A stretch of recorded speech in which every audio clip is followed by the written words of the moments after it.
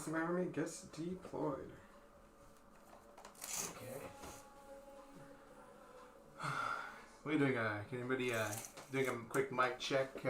Andrew, could you let us know if you can hear us?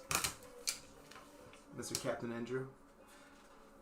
Either way, it's gonna take a few seconds for it too.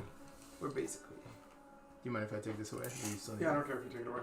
You don't care if I take it away. Well, they need to be so adamant about it. Great, thank you, Andrew.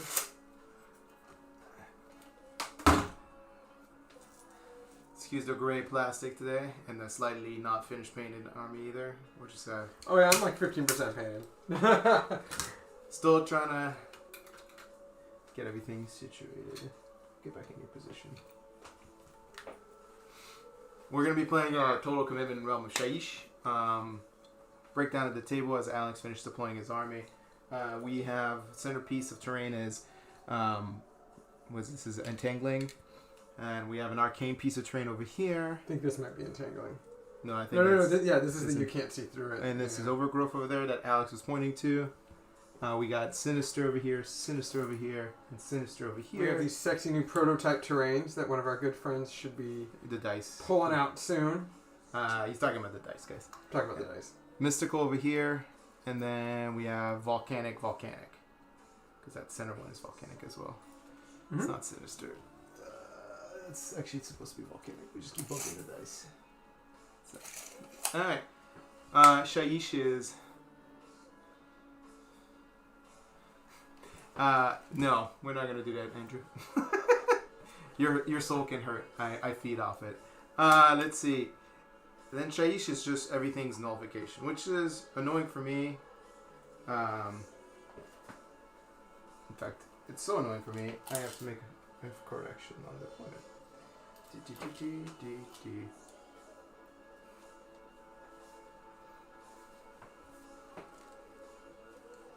Because this thing is. I have to go all the way over here.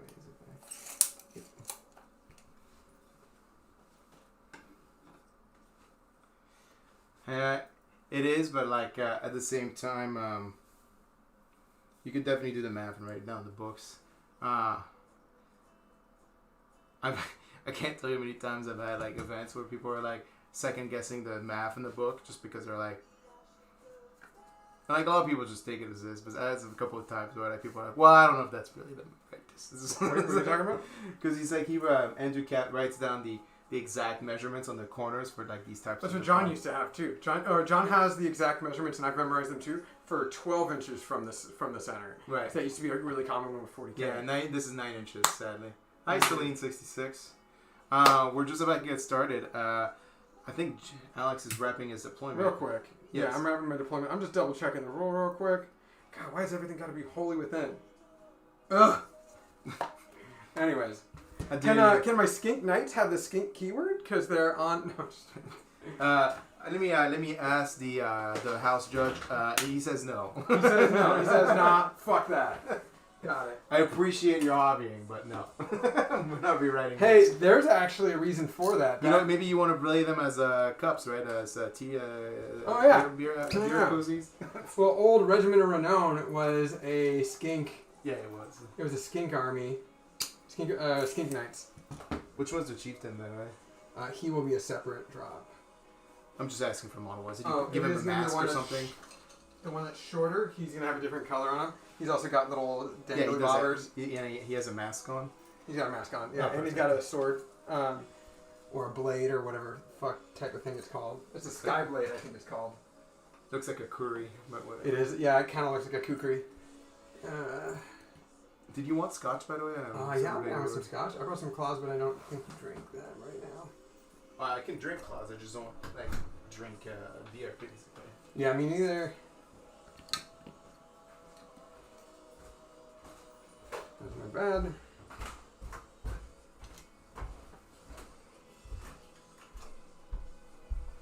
Okay, hello. All right.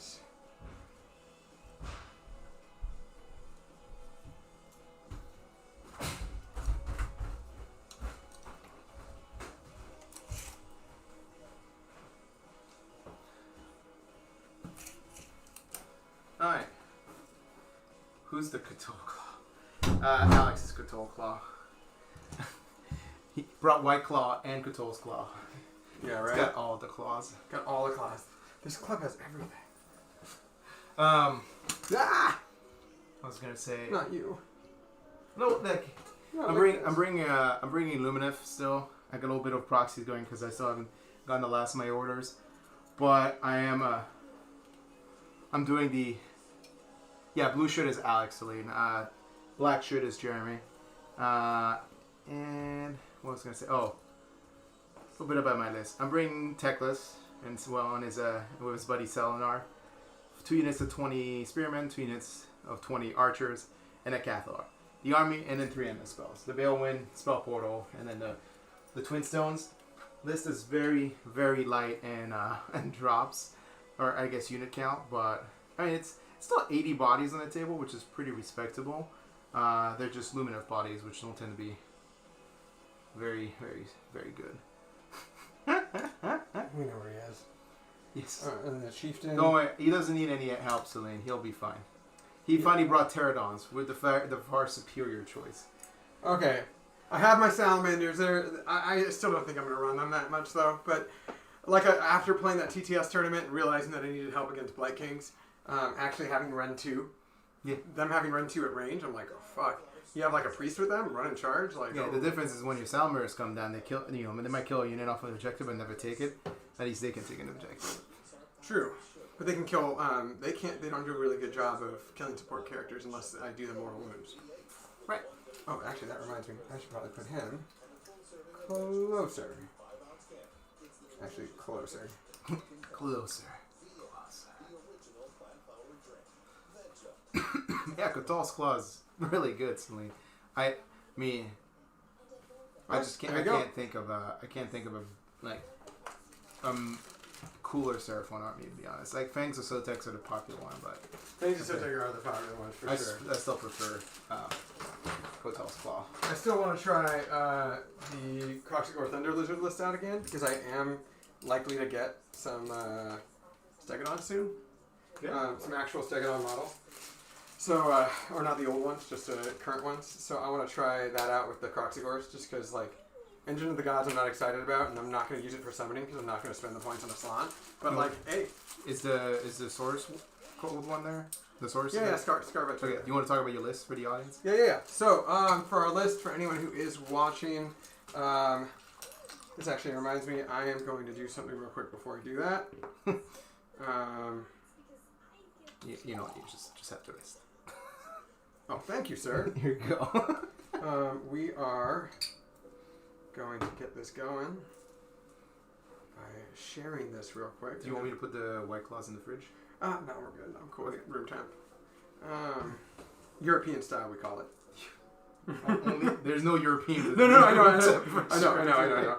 Germans drink beer relatively room temperature. It's not super hot. Not anymore. They haven't since like World War One, I think. Okay. I gotta. Yeah. Well. Yeah. Probably right. If I hit on my cousin, she'll probably be like, "No, I'm not gonna get a room." What are you talking about? Okay. So let's see. I'm going to talk a little bit about my overall strategy for this game because it's total commitment and it's really actually. It's not the worst mission for Lumineth. It's incredibly challenging because it's an army that doesn't really have a lot of tools to reach out and grab objectives. Like we have 2 objectives on each of our corners. If I hope you can see this, but there's one over here, and then there's one over here on my end, and then for Alex, there's one over here, and one over here on his side. And the overall strategy for like this type of Lumineth list is that I have 40 archers. So I'm going to try to do as much damage as I can to prevent, in the first 2 turns, to prevent enough pressure for his army to be challenging my objectives. The problem is, I really don't have a lot of options into like threatening his objectives. The fastest unit I have is Teclis, which is, the single model. So it's kind of hard to take objectives with just a single model. And he's not exactly like a melee character either, which makes it challenging to use him for objective play. He'll be useful the second half if he survives that long. Not really useful in the first half of the game other than mortal wound generation and spells, right? But from an objective play, he's for second half. I have the ability to make some of these units move twice, effectively 6 inches. So the spearmen can get there, but I don't think they'll be alive at the second half of the game, to be honest. I have additionally what's it called? I have it's not double move. You'll notice I'm all deployed in Shining Company because since this mission is so defensive based, where effectively my opponent has to shove his stuff. Well, it's only 2 objectives. I can be a little bit more proactive about starting the game in Shining Company, which prevents me from having the ability to run or charge, but it gives me -1 to be hit. So allowing me to kind of anchor on the objectives and move slowly up midfield, while raining down arrows of death and then basically just keep doing my casting, my spells. But it is I don't know. It's not the idealist situation, right? So maybe I'll put. Sadly, I can't put Teclis in his little shaper engine because this base is bigger than 6 inches. You have to be whole even 6 to get in there. I don't know. Maybe we'll do something wacky and put like some spearmen if they survive. So yeah, this army LRL is like basically like it feels a lot like playing carried on overlords, which means like you don't want to get double turn because you're squishy and you're in a shooting army. But at the same time, you're not carried on overload, which you have like permanent, reach of the entire table movement. So it's a bit worse than that in regards, but you have magic, which carried on overload technically don't have, but really do. Hey, Fluxy Skywalker, Fluke Skywalker. Skywalker. My dudes. We're about to get started. Actually, on top of the turn, Alex is about to go over his army. Yeah, I am. Alright, so, for my army, it's called Qual's Claw, and it is, because I keep on forgetting that it's not really pronounced Codal, even though it will continue to probably forever be pronounced Codal. We need to make some stickers to say Codals and just replace all the White Claw. Honestly, I was looking up colored themes, and I was looking up colored themes that maybe, showed, kind of like, spotlit some of the obvious inspirations of Seraphon culturally. And that's when I realized that the actual language did not pronounce it that way. And also Quetzalcoatl is not pronounced Quetzalcoatl at all either. So I was like shocked when I found that out. I was like, oh shit, look at me. But anyways, we got Qual's Claw list, and it is going to be Firelance Temple Host Battalion with the 3 units of 10 cold ones, all with spears. We got a Scarvet on Carney. Then we have Pterodon Chieftain right here. 9 Pterodons with bolas. Then we have Skink Chief and a Skink Star Priest. We then have a Skink Star Seer. And then we have 2 units of 10 camo skinks. So right now I'm just making sure I have all my buffs in the right spots here. But yeah, it is a pretty fun one. So far, I'm really liking the main way the army plays. It's been enjoyable for me so far. And yeah, it's something that I'm still continuing to try out. I've only played 1 TTS game with the Pterodons, and frankly, I wasn't really playing it all that well. So I am excited to actually do it, So I do want to point out, I think Pterodons are one of the most, in this army style, they're super supportive because you have an aggressive cav army, and the Pterodons can function as a way to snipe off support characters or finish off units off objectives. Oh, for sure. I see their uses. They are a little paper thin when it comes to shooting and stuff. So when I fight against armies like, it's not that bad. You ignore damage 2 at least. Well, if I fight against things like Caradon, yeah, they're gonna kind of wipe the board with me. So they're more durable against Caradon than if you were Starboard, that's for sure. Because all the damage 2 guns are damage 1. It's a lot of wounds to go through in that block of 9, right? There you have 27 wounds. It's a lot of wounds to go through. Yeah. No, you're right. I'm just making sure I have my markers here. I'm really a big fan of the tabletop. From the Pro Painted Studio guys. His markers are fantastic. But we did not pick tertiary for this game because we're just not going to care. Usually our games don't really come down to the tertiaries, but we can do it if they want. No, I don't want to trouble. Geode or whatever. He's gonna freak out. He's gonna be like, Jeremy, the only person who cares about dicks, nobody's gonna do tertiaries. I'm like, come on, it's in the book. It says literally use tertiaries. Okay. Yeah. 2 hits on 6s. Oh, he gives that. -1's a hit, don't matter. Debuff buff. I've never had an army with so many fucking markers. +1 to hits. I don't think that's true. I think your death army was pretty close. My death army had 1 million, actually. Yes, you're right. You're right. I'm pretty sure your death army got pretty close. Okay, there we go. Cool. So, yeah, we have everything put together here, and I put my temple down after the fact, which was my mistake. So he was just like, put it in both territories, so you can't put shit in it. I'm like, yeah, that's fair. I mean, it's either that or never. Or put it in your territory or something. And then like never get to Yeah. Cool. So yeah, he's literally a 6-unit army. So my general strategy is, I guess I'm going to kind of play it by ear because I think I'm almost certain I know that he's going to give me first turn, but I kind of prepared for not doing that. Yeah, you're going first. Shocking. I just literally explained it a second ago. I don't want to get double turn. Shocking. Again. At best, you might be able to perform your double turn yourself, which would be very advantageous for you. Are you, how many points is your list? I am in 2K in the nose. Alright, so I'm 1980. Am I triumphant? Let's roll it. 6. Reroll saves? That's reroll saves, yeah. I think I have that. Perfect. You know what? Here's, just take a buff marker. I'm pretty sure it's going to be on tech list at some point, so we'll just leave it by his base. Yeah, I brought these buff markers just in case. So I made sure I had all the appropriate tokens for any situation. Yeah. Cool. So, looking ahead. Oh, you know what? Actually, this. Reroll saves. You want to just switch it? Because it's literally just the proper one. Okay. And then the endless, or the terrain spell doesn't matter. Nullification's kind of fun, but that also doesn't matter all that much. It does, actually, for me. It hurts me a lot. Like, for example, I couldn't put, like, the spell portal here effectively because I think I'd be like touching within 1 inch of that. They have to be within an inch of both? No, it have to be an inch away because it. Yeah, that's that's not possible. Right? Yeah. So like, because it does hurt me like actually significantly in many ways, but you know it is what it is. So you start at 0 CP, correct? Yes, I don't have a CP. All right, and I start at 1, and we're gonna go to turn 1. You know, propane. I like their stuff, but they do have to improve on this little fucker. This little fucker. If you clip your nails, you don't have long nails right now, it kind of becomes a bit of a nightmare. Show me what you got. So everything's connected by magnets, so I'm just like, I get. Okay. So we're going to start in this one, by the way, everyone.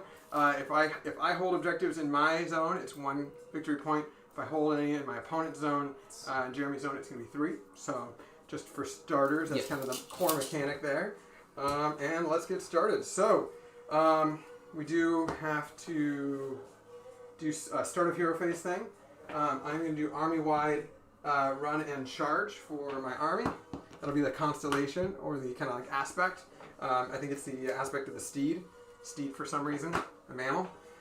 Fucking warm blood. Wait, it's not run and charge, is it? It's just +1 inch to run. +1 to run and +1 to charge. Not run and charge. Yeah, I was just saying. Yeah. Like, oh! +1 to rend, comma, army-wide run and charge. Holy fuck. +1 to rend and +1 to charge. Boys, I'm going to get drunk right now. Yeah, I was like, oh boy! Here we go! I got the cogs with me. Let's see what happens.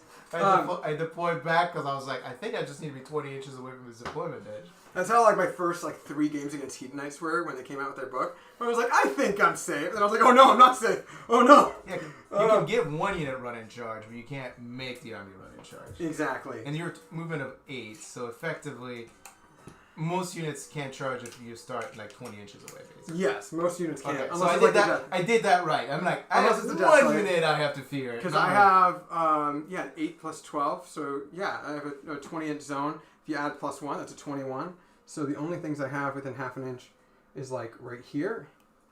And then like... No, they should be more than 20. I purposely deployed 20 inches. No, yeah, that's right. +1 to charge, it's 21. But you can't declare a charge unless you're within 12 inches of the target. That's right. Unless I'm wholly within Unless 12 you give of him, make him which these guys are not holding. Yeah, so that's what if I'm my saying. Starseer was right here and I ran him. But you can still do that. But I'm just saying, sorry, we're not arguing, guys. We're just talking semantics at this point. I'm just saying, like, it is possible, but I'm like, I don't want to get charged by everything. I want to get charged by at least just one unit. Yes. Not the entire army. Okay, so to get started, we're starting with, that was the only thing I have to do at the start of my turn. What we're going to do now is take some of this dice over here. No, not my dice. And we are going to roll for command points. We're going to roll for the Star Priest. Do I get an additional command point? I do not.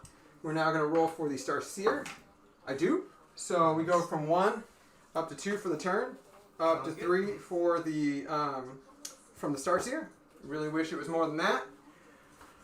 Yeah, Steed is just a mount. Well, that's true. It could be. Yeah, I guess you're right. A steed doesn't. It's not a species specific. Okay, cool. Well, this is a weird one. I don't know if I like it.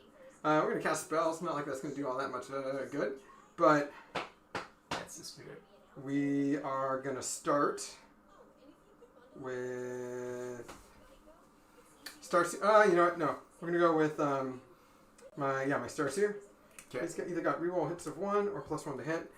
Instead, we're going to do Mystic Shield. So, Mystic Shield goes off on a 9.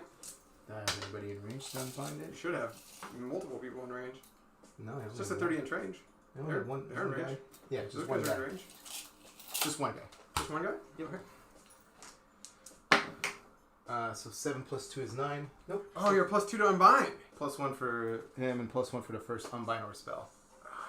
So it didn't go off? You unbound it? No, I rolled a 9. Didn't you roll a 9? Yeah, I rolled a 9. Yeah, so you're good. Oh, okay, cool. Yeah. Great. Well, then we have Mystic Shield somewhere. Saves of 1. Let's take that. Reroll hits of 1. Nope. Reroll saves of 1. So unit within 18, I believe.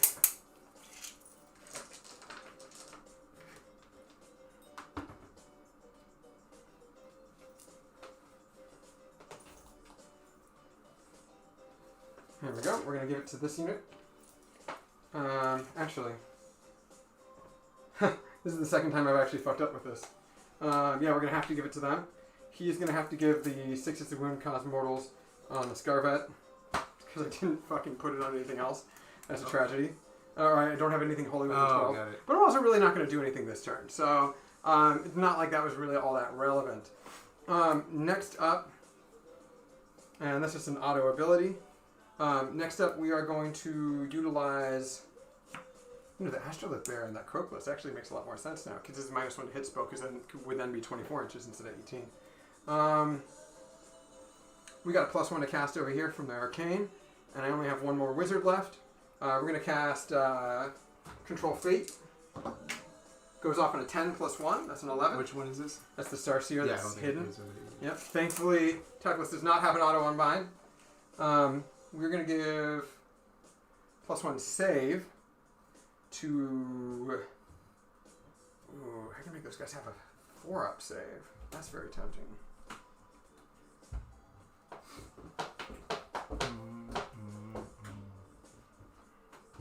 We're going to give the Pterodons a +1 to their save. After that, Pterodon's got a +1 to their save. We now have other kind of give abilities to dish out. I'm going to cast the Prayer for +1 save and then run or shoot. This happens on a 3-up. This is from the Skink Priest to a unit wholly within 12. We're going to do it for the Pterodons. 5, okay. So they are also +1 save again, and they can run and shoot and or run and charge. Yep. Actually, that would have been really good on the... I mean, it's too late now, but I could have made these guys go 14-inch move. And then if I ran that guy, I could have ran him and then make them do a 3d6. So it would have been possible to hit that side. Yeah. It wouldn't have been great. It would have been a bad idea, but it's fine. Okay. So, we're just talking about what's a good idea and what's a bad idea, right, people? Okay. Next up, we are not going to give a +1 hit to anyone, so we're just going to chill out with that for now. And then, let's see. His command ability won't matter right now. Yeah, +1 to hit doesn't matter at all. So, we're done with casting. No other hero phase abilities need to be put in place. So instead... we do have hero phase stuff. Let me double check Realm of Shyish. Because I think their command ability is a 6-up shrug, yep. 6-up shrug save, but I need to know what distance from your people. Holy within 12? It might be wholly within. We are going to double check right now. It is, in fact, wholly within 12. That is correct. So, neither of these units will be able to do that because they're not wholly within 12. We are...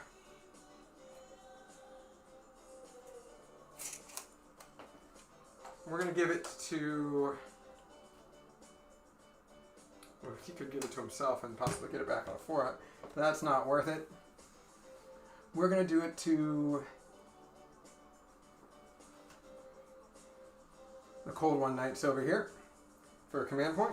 So I go down to 2. And then Scarvet really wants to do it. Scarvet's going to do it as well. He's giving himself his command point. He's a Saurus, so do I get it back? I do! So he stays at 2. And we have shrug saves on both of them. So we're going to just go with a buff and with a debuff. Flipped upside down on these guys. Cool. After that, we are going to start the beginning of my movement phase. So, beginning of the movement phase, we are +1 to run and charge. So, for that, kind of annoyed that I didn't get my guys wholly within 12 here, but I was way too nervous about the Sentinels, despite me not really necessarily needing to be all that nervous about the Sentinels, but that's fine.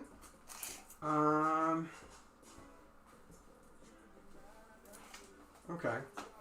So, we are going to start off by running with the Saurus Knights, the +1. The ones at the very end. That's going to be a 5 plus 1. A couple volcanic rolls, and then you'll get... Volcanic for these guys. It's on a 1 or is it on a 6? I think it's a 6 for healing and volcanic. Okay, and then for this one? Nope. Well, there's a 1 and a 6. Yeah, it's fine. So one of them is getting affected. And the other one, oh my god! You got to keep those dice, man. I know. So, a 6, 6, and a 1. I'll check right now. I think it's 6s here. I think healing triggers on 6 as well. Yeah, that was most unfortunate. At the hero, roll a dice for each volcanic terrain feature on a 6. Each unit within 1 inch of that terrain feature. Oh, it's on a 6? Yeah. Every unit? Yeah. So it's all 3, so it's even worse for me. Alright, so, tight. So for the first one over there, 3. Takes 3. That kills 1 and takes 1 out. So we're going to kill 1. And no, we're going to kill 1 and 1 will take a wound. Next up, that's unfortunate. These bad boys, they take 1. And that bad boy takes 1. Okay. It's either 6 or 1s for your dice rolls. Apparently. Okay. Well, that was still unfortunate. Yes. It doesn't make me happy. And then these guys take 1. So, we'll do that. And then I'll use my markers instead. That was real unfortunate. Okay. Well, it could have been worse. Volcanic. So, shooting or movement phase. Those guys are moving 5 plus 1. So it'll be 13 plus 1. That'll be a 14. I really don't want to be an inch away from that. So...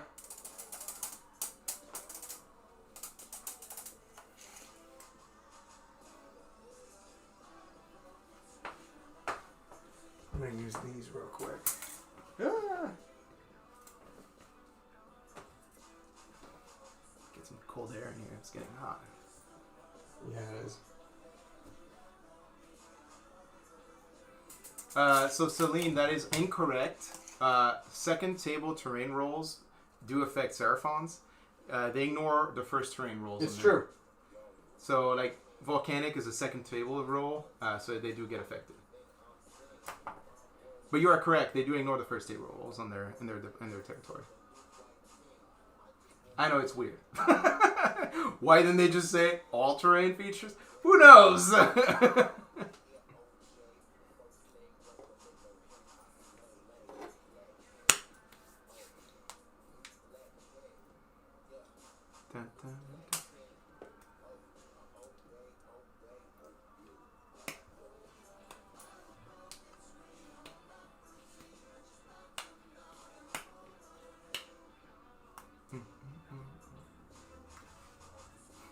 That's right, Andrew.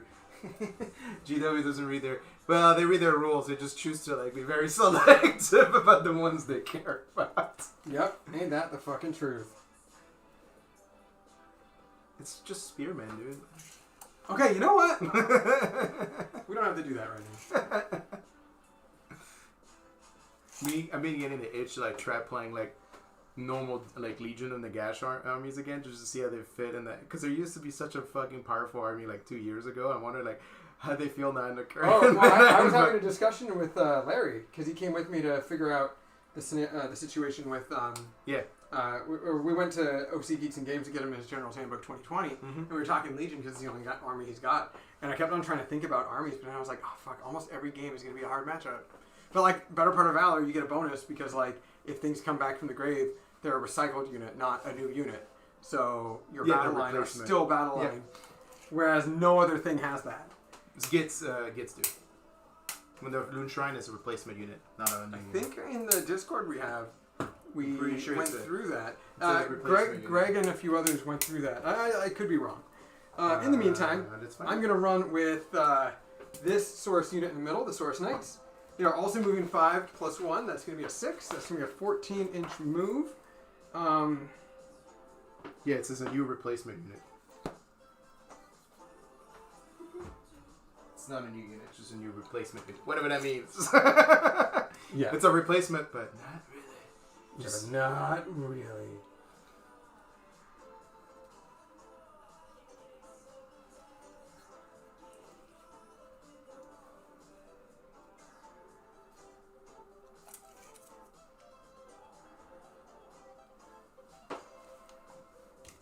Make sure. There we go. Here we go. There we go. Okay. Outside of an inch.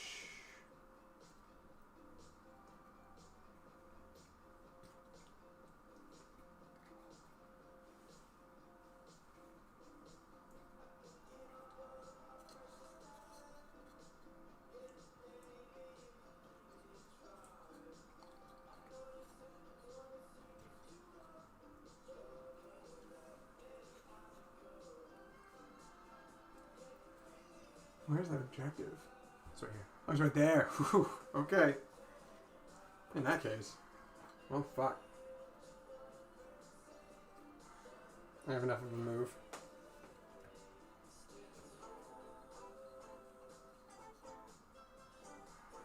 14-inch moves.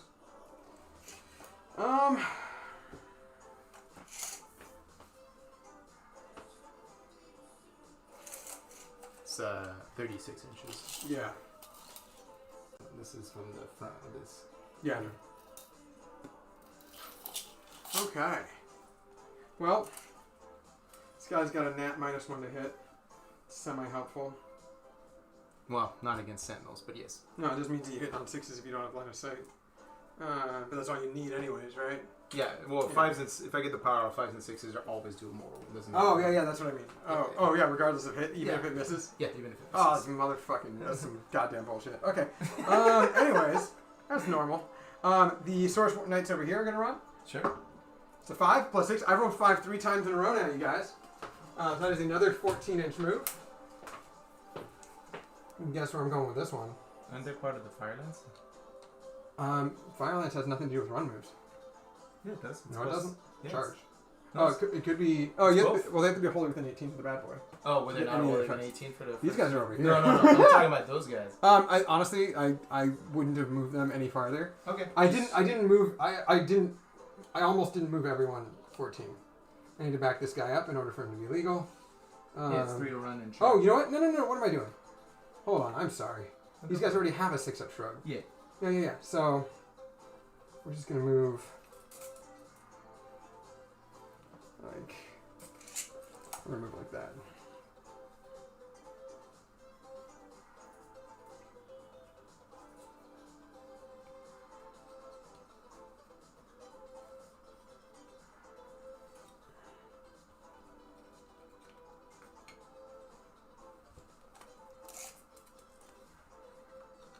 Yeah, I can do this, no sweat.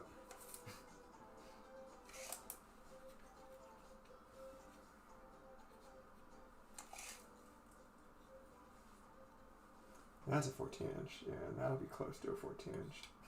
But actually, that's not a good idea at all.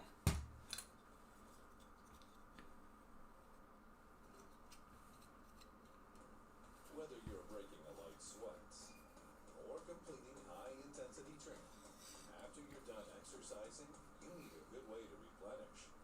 Sure, you could reach for a piece of fruit, or you can replenish. Sure, you could reach for like what would be natural and effective to restore your glycemic. Like, yeah, we don't have to talk about this. Anyways, take this overly produced bullshit instead. Alex getting triggered about ads. Mm-hmm. Anyways, next move is going to be the Pterodons. Pterodons have a 16-inch move plus 4. 16 plus 4 plus 1. That'll be a 21-inch move. Jesus fucking Christ. Okay. Yeah, this is normal. Jesus fucking Christ. Jesus fucking Christ. Crikey, they're fast.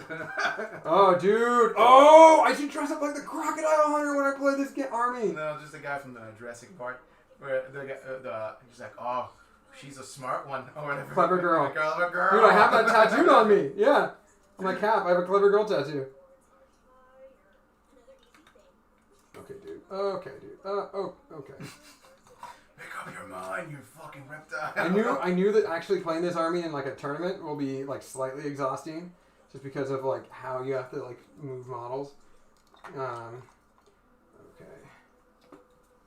And we know that I have a 21-inch, so we won't really have to ask too many uncomfortable questions there.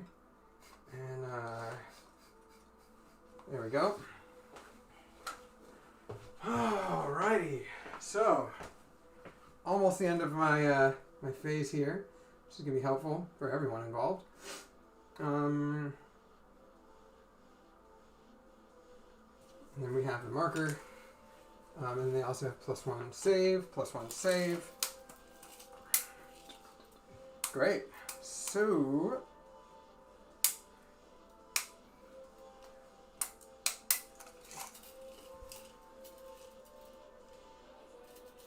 oh yeah, I could have ran and charged. Damn, that would have been fun. I mean, I would have been obliterated, but that's normal. Okay.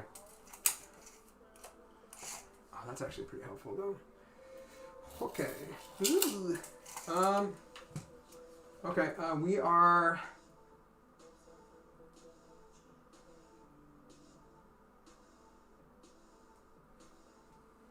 This guy has a 16-inch move also.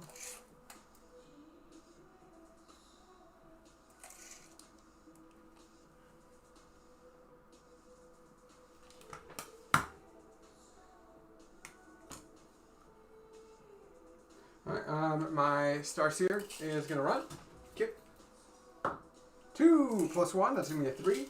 That is going to be an 8-inch move. Exactly where we need to be. And then, actually, I'm going to be ever so barely in. To be within right there, too. Would we like that? Alright. Him right there. Perfect. Okay, so he's just within 3 there. It's helpful. Then Pterodon Chief is going to run. 4 plus 5, or plus 1, that'll be 5. 5 plus 16, another 21. Just gonna have him chill. We're gonna do this because otherwise it's gonna be exhausting. There we go. Cool. Next up is Priest. Priest is gonna run. 4 plus 1, that's a 5. He's got an 8-inch move normally, so 5 plus 8, that's going to be a 13-inch move. So we're going to go 5, and then we're going to go 8.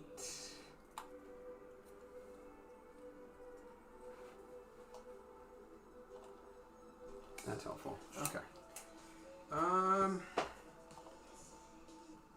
Alright. And then he can chill the fuck out. And oh, I have these two guys. That's kind of important. Well, there's no reason for me not to run with everything. So Star Priest is going to run. 3 plus 1, that's a 4. He already moves 12. So it'll be a 16-inch move.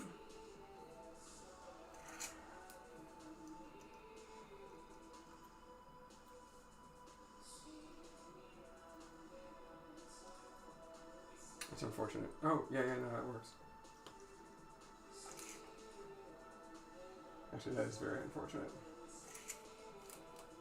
16-inch move.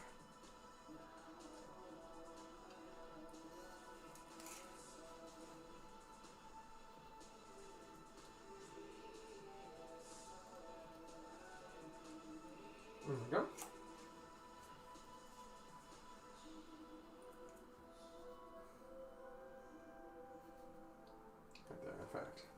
All right, and Carnosaur. What's his run move?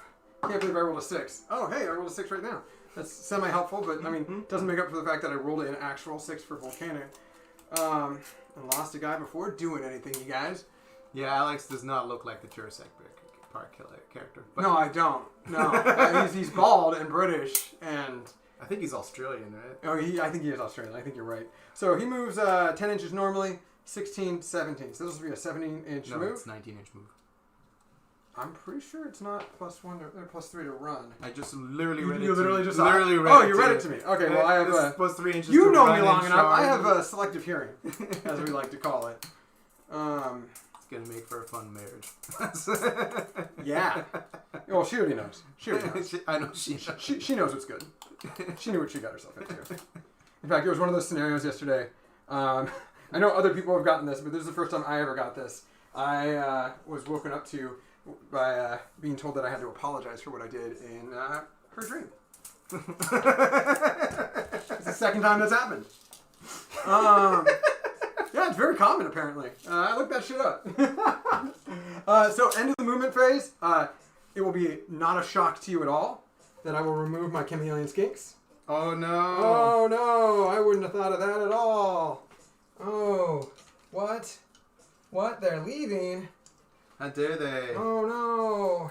All right, so 1 unit of camo skinks and another unit of camo skinks are flying off the board.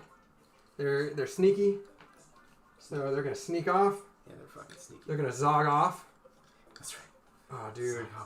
Suck off your cunts. Speaking of which, fucking total war, man.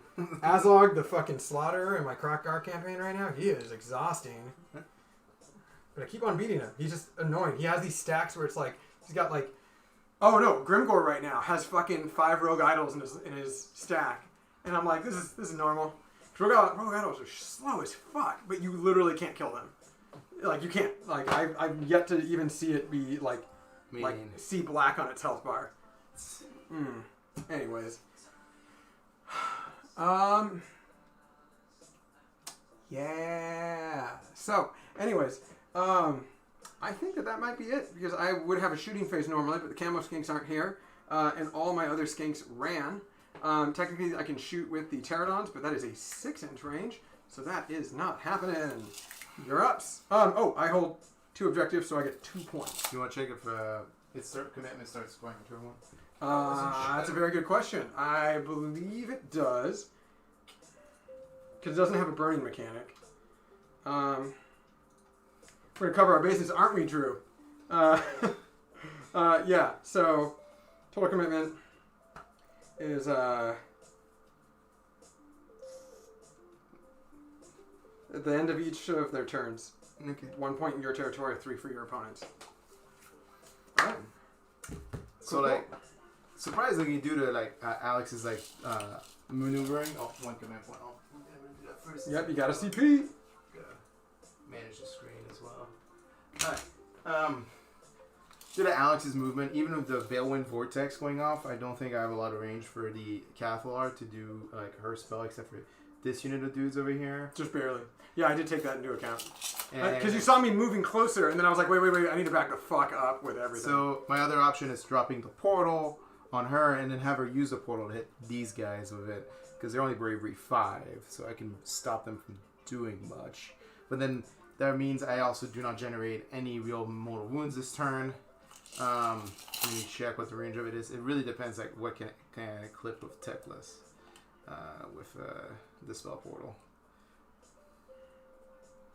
Because if it's like very little, then I'm not worried about it. Umbral spell portal. Yeah, dude. Seriously. It's Well, I made mine purple, range. but after I actually start getting some of my bases, it'll be helpful. 1 inch, 6 inches. So it has to be Techless who casts it. And then, so 18 inches from her. So I could put it over here and then hit them with it. I mean, it's removing 1 unit potentially from the 1 turn is better than doing some more wounds. And that's what we're going to go figure out right now. So 18. That is pretty juicy though. I hit like almost half your army. Hit With these what? guys. Well, if I spell portal, Techless' spell, it's like roughly about here. And it hits 1, 2, 3, 4, 5, 6. And I guess I could just depend on the shooting. Okay, so I guess we'll do the original plan, which is probably not the best plan, but Okay. we'll start with that way. Okay, so we'll start with this guy over here. He's gonna attempt to cast the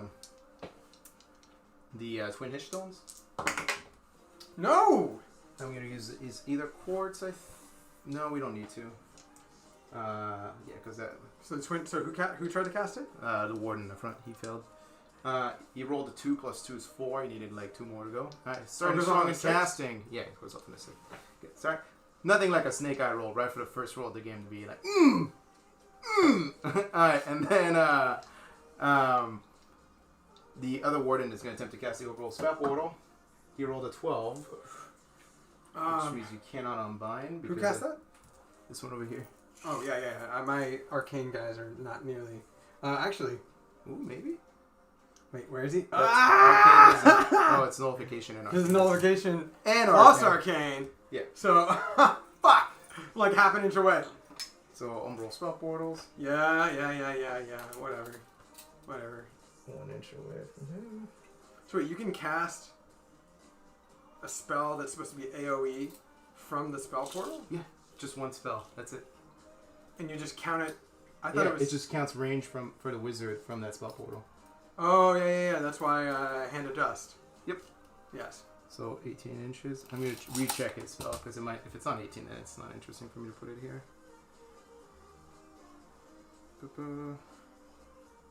I forgot. I think it's 18. Pretty Swear to God, if it's not 18. Yeah, 18 inches. God damn it. Alright. So eventually we'll clip that. So that's his spell. That's the warden over there. Yeah, the warden over there. The So warden spearmans are done. So Techless is gonna cast. So first of all, what's Techless gonna do? Is he gonna do 1, 2, That's what 4? I'm thinking. He's gonna how many casts is he gonna get? Because 2 is at 12, 4 is at 10. What am I gonna cast for? There's literally almost no other cast I can roll for Techless on the right now for 4 spells because I guess I can give 1 unit Mystic Shield That's helpful. because every other spell is like too short of a range. I think except for Entomb. Yeah, spell portal sucks. That sucks. Yeah, because I think you're out of range in here. Too bad you didn't place it on nullification by accident. No, that's why I was like, I hate this table. It's brutal. And then the other one, is there anyone that's like 24 inches? I can give somebody double move. Woo. Double move, not bad. So we're gonna do 4 spells because I think I need a double move to like reposition anyway. So we're gonna do 4 spells. We're gonna start with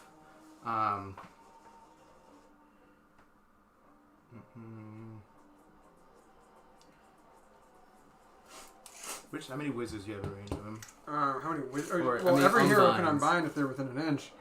He should be out because he's within distance of the spell. I can't unbind from the spell portal, can I? No, because you already tried. No, he didn't try to unbind anything. No, you can only unbind when I attempt. You can dispel it during the start of your hero phase. Oh no, I knew that. Okay. And he unfortunately isn't near a thing. But he can still unbind it He once. can still unbind it on an 11. So we'll start with the mortal wound one, since the one that matters the most. Okay. So he casts it on a 10. Would you like to unbind it? I'm gonna have to try to unbind it. 11 or a 12. Okay. A 4 and that's not gonna happen. A 9. Alright, so it goes off through the spell portal. So we're gonna start with the. So it's all units within 18. Yeah, that spell portal. That's fucking unfortunate. Okay. Bring it on. That's 18. Oof. So it literally hits. Like this entire half of the table. Whoa, Yeah, that's sorry. fine. Okay, cool. So yeah, it hits everything but the chief. The chief's out. Cool. The Starseer's out. And he's in. Okay, so I thought the both Starship units of when I measured knights. was in. Nope, you're right. It's out. So Alright, both units of knights, pterodons, And the skink captain. chief, and my big boy. So we'll start with the pterodons. Start with the pterodons. They take D3 models. Oh, it's on a 4-up, or is it on a? What? 2 up. It's on a 2-up. It's 1 does nothing. 2 does 5 does D3. 5 and 6 do D6 mortal wounds. So wait, 1 does nothing. 2 does. 2, 3, 4 do D3. 5 and 6 do D6 mortal wounds. 5 and 6 do D6. So I roll a 4, so they take D3. And they did 2 mortal wounds. 2 more wounds. Okay, 2 6-ups. Nope. One guy's got 2 wounds left. The priest nearby, he takes D6. Huh. He takes only 2. 2. I can't do anything about that, so he's down 2-2. And then the knights, nothing. And then the other knights, D3, 2 as well. 2 as well. Okay. They don't have death save. And then So- character takes D3, 1. Okay. So continuing my Lembiant line. And your rolls fucking first. mortal wounds that ignore my goddamn. So just 1 wound on the knight, the cold one. Oh, there already was a wound on the guy. So let's just kill this guy because I'm pretty sure I moved him. So there you go. So I've lost 2 separate. No. They took 2 mortal wounds. He took 1 mortal wound. No, I know that. Okay.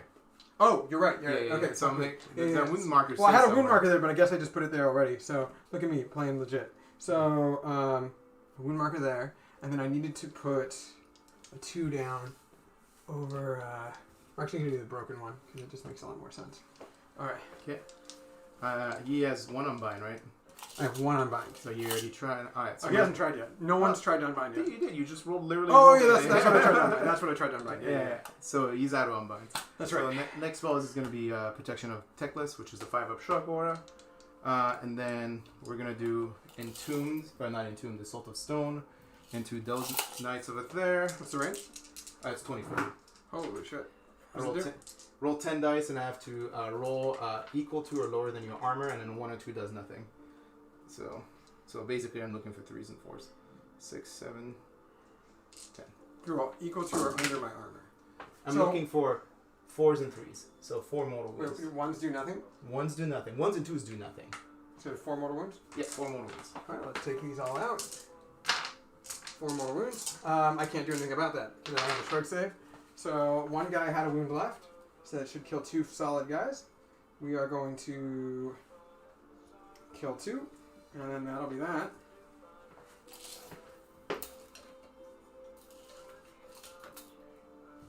Actually, maybe put them over here. We're gonna give them sweltering heat. On a 10, it goes off. They're just half movement speed. And on a They're half movement feet. and roll the 4. Is it equal to or lower than your save for this? So he cast 4 spell. That's his 4th one. Assault of Stone. He cast no Searing Light, Protection, Assault of Stone, and Sweltering Heat. That sucks. I moved this guy by accident, so I'm gonna move him back. And I'm just gonna check.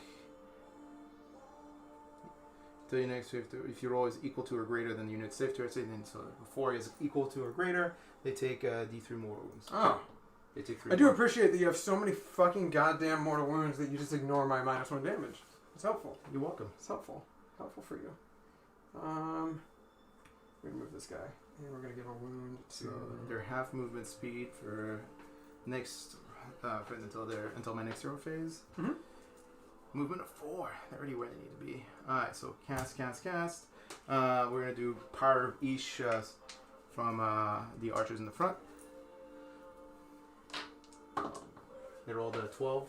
Roll a 12. I can't unbind it. Oh, I can. I have 2 guys that will be a +1 to unbind. We are gonna start with this bad boy. Sure. No, we're He, gonna start. he doesn't get a +1. He's not a wizard. He just gets an unbind. Oh, you no, because if you're within wizards within the It's only wizards. So yeah, we're gonna give it to, and this is what unit? Well, he's out of range. It's not from the unit. It's just from this model right here, the banner. So he's out. And I am not in range of that banner. Nope. All right, well I can do the unbind without the. Oh, I guess I can't. No, get you it can't with because you need to roll. that. All right, so it goes off. All right, and then the unit in the back. Roll the 13. Ah, that's super fucking annoying. Okay, cool. Bring it on, sir. I still have 2 casts. You're gonna kill like 3 cast. characters this turn. The the Cathar is going to cast Total Eclipse. Oh, you didn't roll a 13 or a 12. She rolled a 4 and she fails because it needs an 8. Shocking. Cool. Okay, and you're all out of That's cast? it for my spells. Yep. Very cool. Do I want to unbind my endless spell this turn? Is it blocking my way for anything? Who has an unbind still? Techless. He can unbind. He can In dispel. your own turn? He can dispel during my turn. During any turn? During my turn, he can dispel a hero. During their hero phase, he can dispel an endless spell. So I can dispel the thing right now. Does it block me? It would save me a recast. Yeah, we'll just unbind it. Okay. Boop. Okay, so Parish. I did not do the double move. Instead, I chose to just make them half movement speed over there. Buy me some turn. Maybe a turn. So I'm going to move these trees for a second.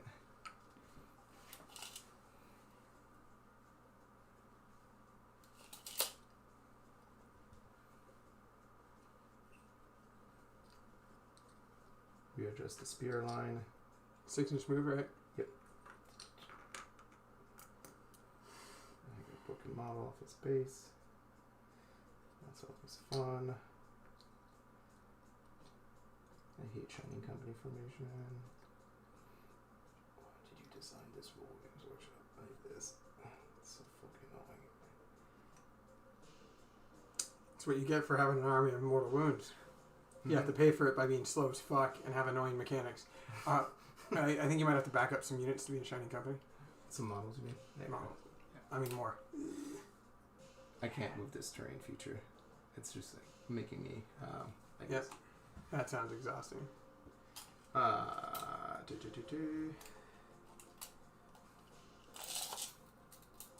have a 3-up save right now. They have 4-up save, no, they have a right? 4-up save. Yeah. So to get half range, to get 18-inch range would be here, so I can't get to here. Can I even shoot them with everybody? Yes. Don't even have to move forward. I do. So we're just gonna readjust backwards. Huh.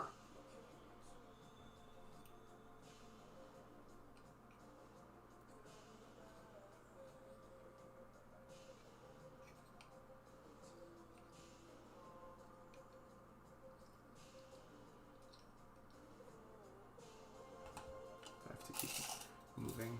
Yeah, probably have to. Yeah. Yeah, it's front. The front goes over here, so he can move all the way back here. We only have a 6-inch move also. Yeah, that's what I was. He was base to base with that dude over here. So front of his base, it's 5.5 inches right now.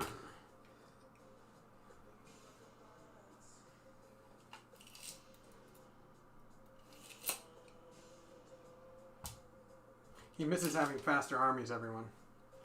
I'm used to slow armies. It's the ranking up mechanic. But even your naked dwarves are faster.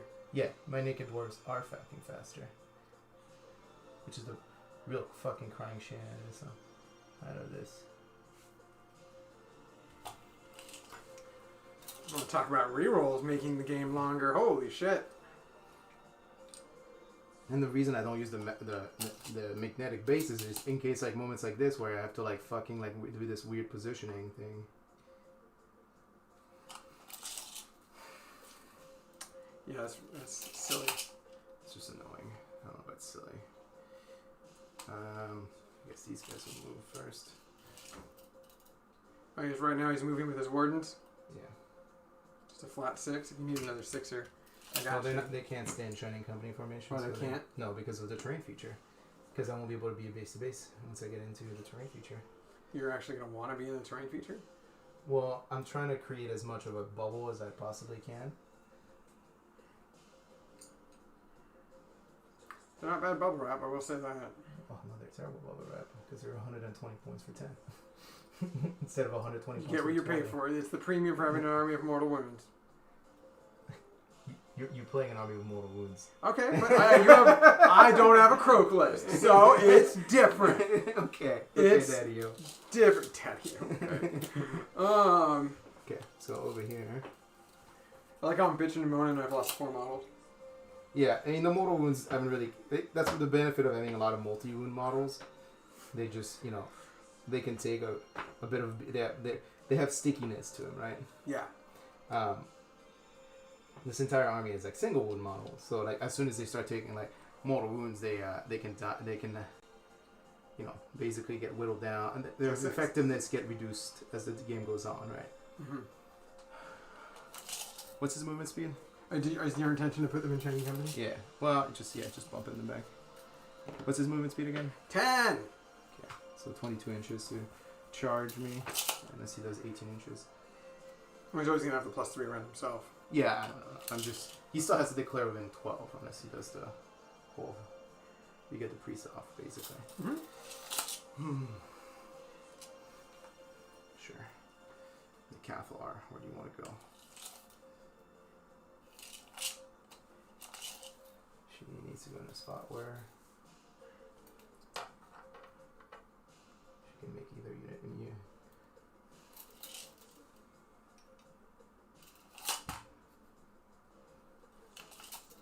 Oh, it's wholly within 12 or just within? Wholly within 18 Wholly within 18. for the immune to battle shot. Okay. So I'm gonna have to lose a model over there eventually. Oh yeah, you're right. Yep. Just barely, but I think she's pretty solid for all those other ones, right? Like. You'll see. Oh, for the 2 sentinels for sure. Oh, and for them, yeah. So for the rest of the army, you're good. We're gonna shoot from the back first into the pterodons. Okay. Take a bravery test at like some modifiers. So we had 19 shots. 1, 2, 3, 4, 5. So 10, 15, 16, 19. This is from whom to whom? This is the back end of sentinels into the pterodons. Oh yeah, they should all be in range, Yeah, right? 30 that's inch why range? it took like forever to move in range. Yeah, there you go. Oh my god. 1, 2, 3, 4, 5, 6, 7. 7 mortals. And then the rest of the rolls are terrible though. 2 hit. 2 regular hits. 2 regular wounds though. No range. 2 regular wounds. We got the guy in the back. He's got 4 up saves. Yep. 1 goes through. 6 up death save. Well, you have 8 death saves, right? No. Well, that was 1. Yeah. And so he's down to 1. And then we have 7 more. Yep. Alright, so that'll be 5. So that'll kill him. And then it will kill 1 whole other one. Cool. So he's dead. Before you start rolling, real quick. Yep.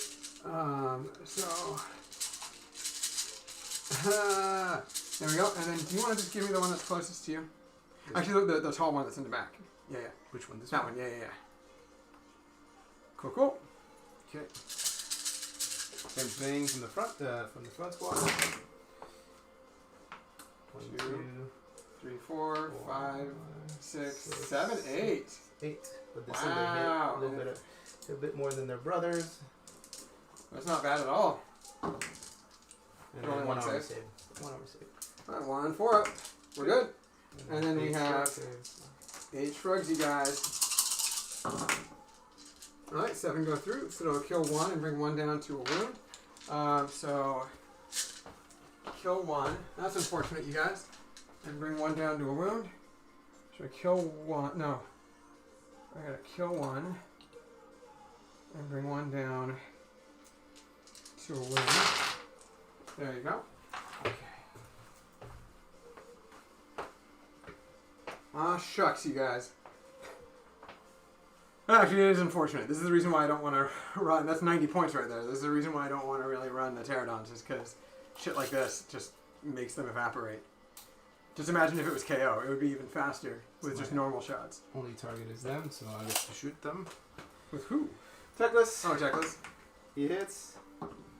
He wounds. It's -2. -2, how much damage? It's -3 actually, so it does 3 armor. How much? D6, so it might just do nothing. So 3 Kills damage. 2 guys. Or it's D3. Yeah, because no, it's D3 or D6? It's D6, but you're coalesced. Oh yeah. So it So kills. it's 3 damage. So it will still kill 2, because one guy had a wound, and then that sucks. Okay. No, I'm not in squad coherence here. What the fuck happened? It's too late. So yeah, you killed half the unit this turn. I actually physically cannot move out of squad. You got a better turn than you did against in our TTS game. Yeah, but it's still like if you take the initiative, I'm about to just lose like half my army in this turn. That's very true. So it is what it is, I guess. So I get 2 points, right? Because there's no assaults. You get 2 points. It's 2 to 2. 2 to 2. And then real quick, bravery. I have a command point. I have multiple command points. I didn't get total eclipse off, which was important, but that would be a -2 across the. Oh no, it wouldn't matter. No, it's total eclipses make CP an additional cost. So Oh yeah, that would have been huge. Yeah. Would have only been able to make 1 unit ignore battle shock. So their bravery 8, which means that I need to roll 3, 1, 2, or 3, and then their bravery 5. I'm almost certain. I think all skink units are bravery 5. It's another reason to use skinks, because skinks have a better armor save and way less models. Let's see. I'm almost certain, but we're gonna double check this. Bravery 5, yeah. Yeah, they're bravery 5. Okay. Now, don't remind me, Bishop or Drew. So yeah, I'm gonna use a command point right here to ignore it. Cool. Um, You gonna use both command points? Actually, no. I'm gonna use command point over on the pterodons only. Okay. And then I'm gonna roll it for this unit. Sweet. So I'm down to 1 command point, unfortunately. Right over here. Yep. 6. So that's gonna be 3 more. 3 more. Yeah. So all I have is a leader left. Okay. Beautiful. Oh, I reroll save rolls of 1. It didn't matter. You were more wounding me. Yeah, I didn't shoot. I mean, I would rather do that, and just in case you double turn me. Yeah. So that sucks. Oh no. We will worry about that later. Actually, we'll worry about it right now. Yeah, I was gonna say you might as well take it. All right. So end of first turn, not a bad turn. Didn't I did above average wounds damage to the pterodons. I feel like, so it was good, but I didn't get to do. I didn't get to really. I'm in a not exactly great position right now because the pterodons are gonna be able to like basically nuke whatever they're gonna want to nuke at right now, and then the spearmen are just gonna get nuked. So much. You fell behind there, and there's just nothing but dust and. Oh no. Oh, it's all good. It's all good. So it's not a bad turn, but like if I don't win this initiative roll, it's good. The tides are gonna turn real quick. Yeah, well, you had a very good turn. Yeah, it's just not a KO turn, right? All right, so roll 6, so I don't have to roll anymore. No, we roll at the same time. Okay. You make it interesting. 1. All right, continues in my favor. So like either I roll 1 or you roll a 6, and it doesn't matter. I didn't roll a 1 or a 6 this time though. I rolled a 4. All right, you go, sir. I have to make it. I have to take the top of the turn. Of course. There's no reason not to. Yep. So command points at the start of the turn. I go from 1 to 2, and then I go from 2. Let's see, a +1 from the star priest on a 5. Nope. What about a star seer on a 4? No. Okay. So I have 2 CP, and then nothing is near healing. Nothing is thankfully near volcanic, which is another helpful thing right here. What are we doing, you guys? We have nothing to do with that fucking leader over there. Oh, he's still a new score veteran. Let's see. We have to start thinking about what we're going to do to cast. He thankfully unbound that thing for me, so I didn't have to worry about that now. I mean, once I move from it, it doesn't, like, I have to recast it anyway. So I only have 6 pterodons, which is good, but not as helpful. Buffs go away, of course. Mm-hmm. And I guess I could do a fucking final charge of that asshole. Or you can bring him back and have another model scoring in your home objective. That's true. That's true. So buffs, for the most part, go away. And then, Yeah, Drew, those pterodons are going to get in there. No problem. maybe. I mean, they are, yeah. Just remember he's half movement speed. That's it. Who is that guy? Yeah. So he moves 4 inches right now? Yeah. Nice. So army-wide, +1 to run charge, the aspect of the steed or however it's called. Mm-hmm. Then let's start over Hyol. He is going to do... You're within 18 inches? The answer is not yet. Too bad, oh man. A bunch of D3 mortal wounds if I would have been able to get in there. We are for him.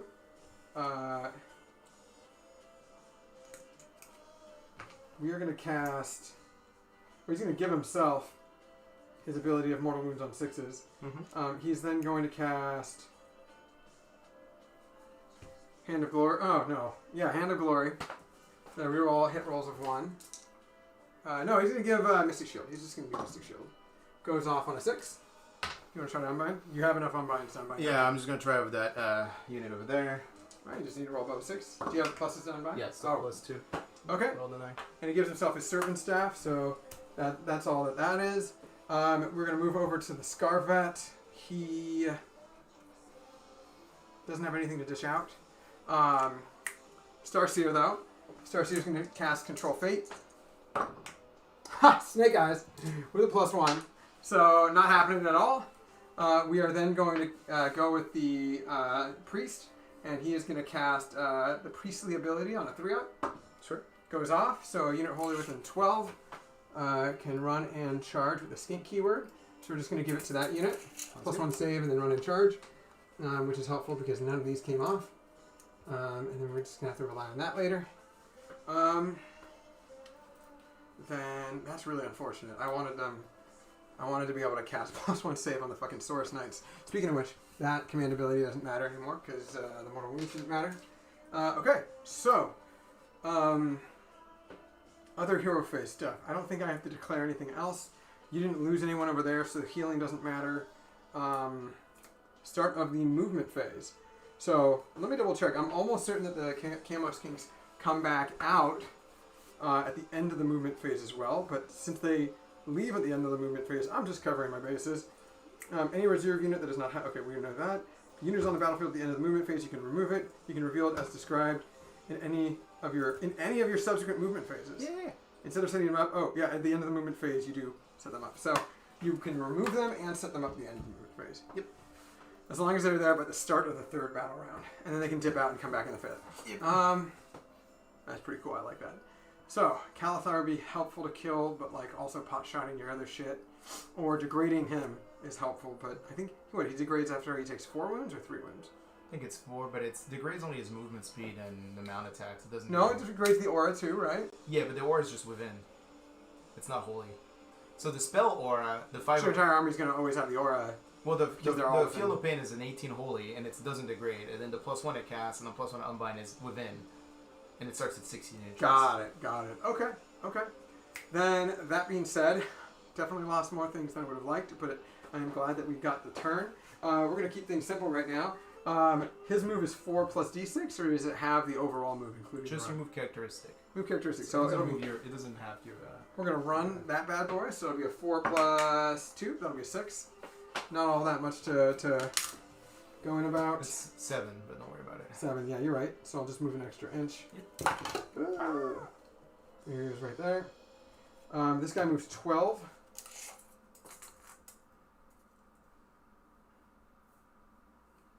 Oh my god. So he's going to move 12. He's going to go right there.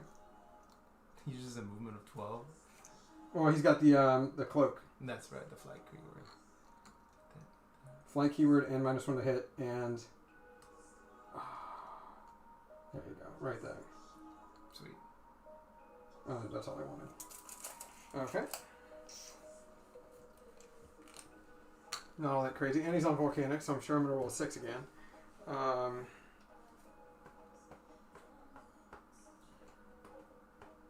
Yeah, that actually sucks. I don't like that. Oh, he's outside. He's outside 18. We'll just Umbral spell portal it. Okay. So other movements. We have to think about this one a little bit more, you guys. I don't like thinking. I like making it easy on myself. We're gonna start off. Sorry to hear that. We're gonna start with the Pterodons. Pterodons are gonna be able to run and shoot and or charge. They are running 1 plus 1. That'll be 2. That'll be an 18-inch move. I'm tempted to make that more. Oh my god, no, we're not tempted to make that more at all. I was like, 18 is I should have given him a shrug. like a third of the table. So should have given him a 6-up shrug save, but I didn't think about it. So 18 inch. You only have 2 CP though. Yeah, I only have 2 CP. You're So gonna he need needs to one for back the fuck pterodon. up. So actually, he can move farther, so he can do that. And then is he within 6? The answer is yeah, no. So hold on. 18. It's not like you're gonna shoot one guy at him. No.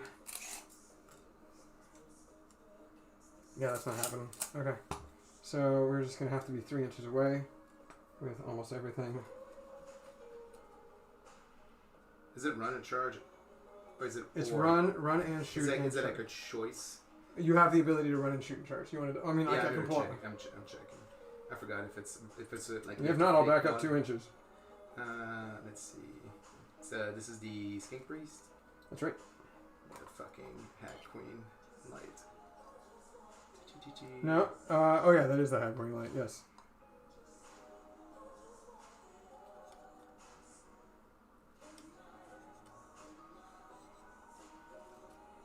Yeah, it says N or. Just your token says or. That's what I was saying. Oh, so it is run and charge. Yeah. Oh, yeah, the token's run misleading. And charge or. Well, you know the token too. In the token set. It's just like why did you say end instead of N or? I know. I think I'm gonna black that one out. The set for the big aspects. The third aspect is wrong. Oh, It's like it was the old books aspect, and I was like, it doesn't matter because I'm never gonna use it. Because it's good for casters. Real quick, they need to be wholly within 12 to get the benefit. So really, the 18-inch move, I don't really care all that much. And there's only 6. Yeah, there you go. So one of them took a wound. It was the one, that second one. Yeah, so it was this guy. Okay, so that was that. This guy's also got a 16-inch move. Oh, and boulders available, and we got the buffs. Yep. I think it's called Deadly Cargo, but who's counting? Alright, so he's just gonna chill right there, nearby. I think there's one value prop with the Sounders. It frees up a leader slot, but do you have a lack of leaders? I have 5 leaders. Yeah, so you didn't really need this leader slot. In the salamander list, I was considering two priests. Okay, so these guys gonna move their 8-inch move. Just don't touch the terrain feature. Actually, it'd be outside of an inch of it.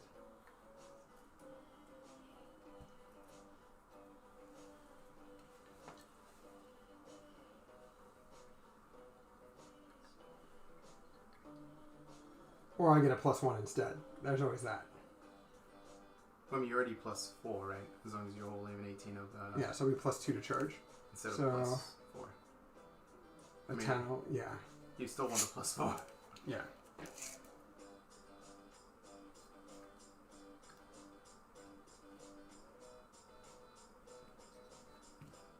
He's got a move taken. Not an ideal movement, you guys, but I really don't have that much of a choice. Actually, I do have a choice. I can do that.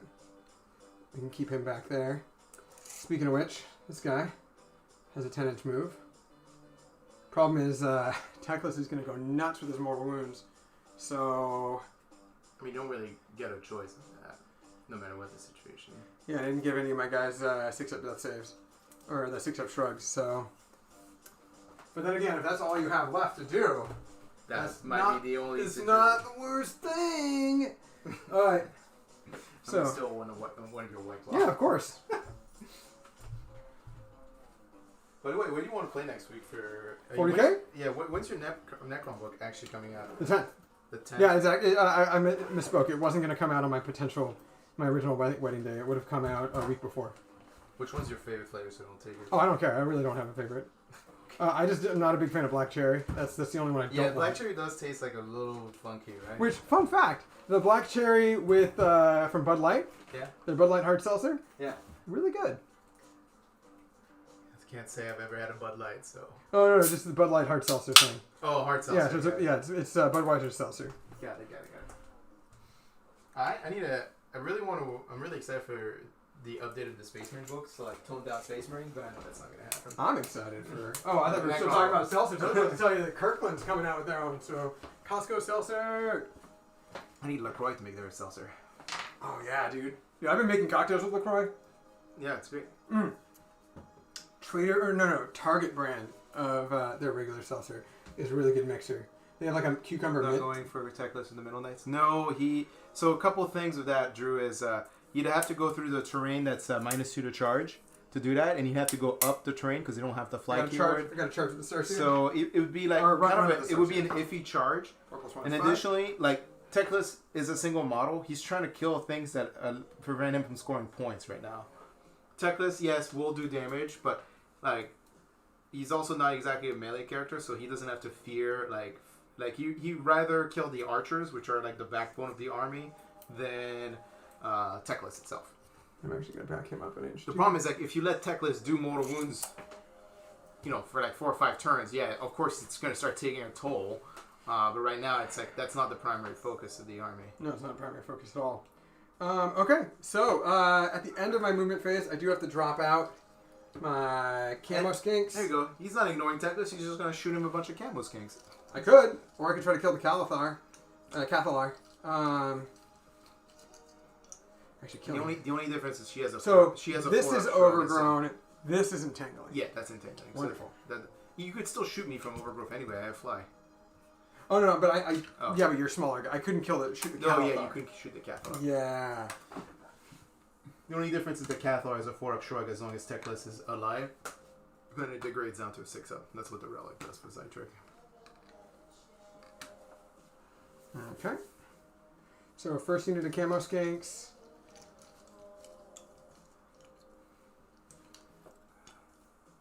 What's the range of their gun? 16, right? 16, yeah.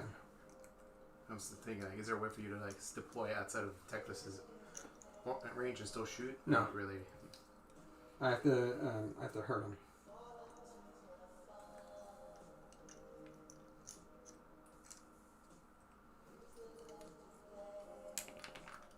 I feel like I'm wondering if I should just go all in on Techless, because I could do like a breezy 11 wounds to him.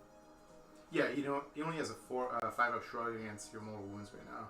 Oh, he's got a shrug. Everyone's got a shrug against mortal wounds, though, right? Yeah, everybody has a 5-up shrug right now. But then again, how many wounds is the Cathalar? Oh, he doesn't have a shrug. No, Cathalar has a 4-up shrug. Oh, even better. Holy fuck. As long as Techless is alive.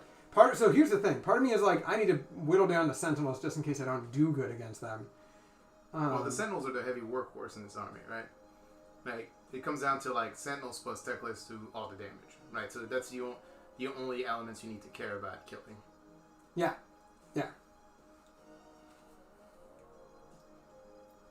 So, problem is none of the Pterodons are in range. So that was going to be the sexy thing, is if I rolled a 6, it would have been a 7-inch move. At least 3 of my Pterodons would have been able to be within 6 inches of your archers to actually hit them with their bolas. So it'd be like 3d6 attacks, and that would have been super hitting on helpful. 5s, hitting on 4s. Hitting on 4s. But -1 to hit for Shining Company. Oh, Shining Company, yeah. So hitting on 5s, it's not that exciting. I mean, it's still worth it. Like, if you're going to shoot something, you might as well keep shooting the Spearman to reduce the body count so then you can charge. Now my thing is, do I hit the bowman with my... Well, if you get a high charge on them, you just need to I should just do passive. So Techless is going to be... Well, it's an average of like 12 mortal wounds, so it kills like more than half the unit. The thing is, no matter what, you're going to be -1 to hit with anything I shoot because of either Shining Company or Look Out, Sir. Yeah, but that was kind of the plan.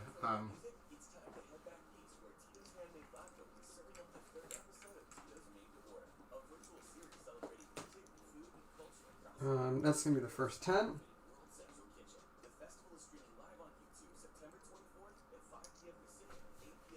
And I'm also really considering running the cogs in this list just to give Techless reroll saves. Because like I feel like reroll saves and an additional spell. No, it doesn't. He doesn't get the additional spell? No, they fact it. They say they don't get it. Yeah, I know both are great choices. I don't know. Actually, I would have to be danger close. 1 unit can do it, and the other one can choose. Sure.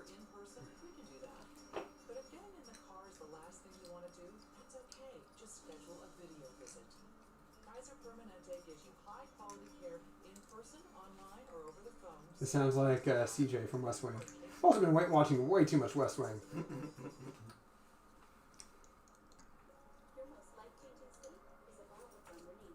So it's 1, 2, 3, 4, 5, 6, 7, 8, 9, 10. Yep.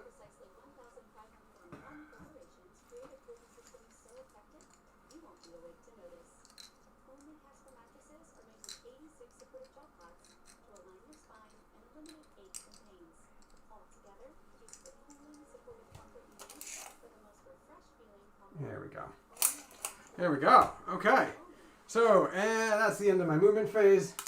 Let's go for that shooting phase, y'all. So, yeah, that's true. I'm not going to be able to remove a whole unit before Battle Shock, not with a -1 to hit. First thing we're doing is we're going to shoot his shots into the Sentinels. Yep. Or the Wardens, rather. Yeah, sorry. Is that a range? Yep. Yeah, because I think it's a... Wait, hold on. Is it a 16? Yeah, it's an 18-inch range. Yeah. He's not worried about the Cathlar from the Battle Shock, Drew. He's worried about the Cathlar from the making you take one hit test. Oh no, -1. Oh no, yeah, they're not. They're not trying to come in. Yeah, so 1 hit. Okay. All right. He's worried about the spell, not the the Battle Shock sucks, but he's really worried about the spell more than anything. 100% correct. Second unit of shooting. This bad boy. He's going to shoot the Sentinels with his attacks. Sure. 2 shots, hitting on 4s because of the -1. Yep. 1 hit. 1 wound at -1. 5 up. Good. Tits. That would have been D3. Okay. And then the Skink Chief over there. Hitting on 4s. 1 hit. Doesn't wound. Wow. Look at that shooting phase, y'all. And then the other one doesn't have any shooting. Then we have those 6 guys that are within 6. Or they're meant to be within 6, rather. Yeah, they're in 6. So that's going to be 66 attacks with the bolas. Yeah. So 66 shots. That is going to be... Look at that average roll. Look at that average roll. 15. 15 plus 5. That'll be a 21. It's 1 under average, I think, is the math for us. Wow. All right, so that'll be 10. We're going to do 14 twice. So the -1. Okay. Yeah, I got it. So -1 brings me to 5s and 4s. Yeah, 5s and 4s. Okay. I think that was not supposed to be there. Yep. So 5s. Okay, so these all fail. It's above average. That was pretty good. And 4s. Okay, actually, that was also average. 3. So 3 saves. Don't you owe me a second half of that? Oh, yeah, you're right. Haha!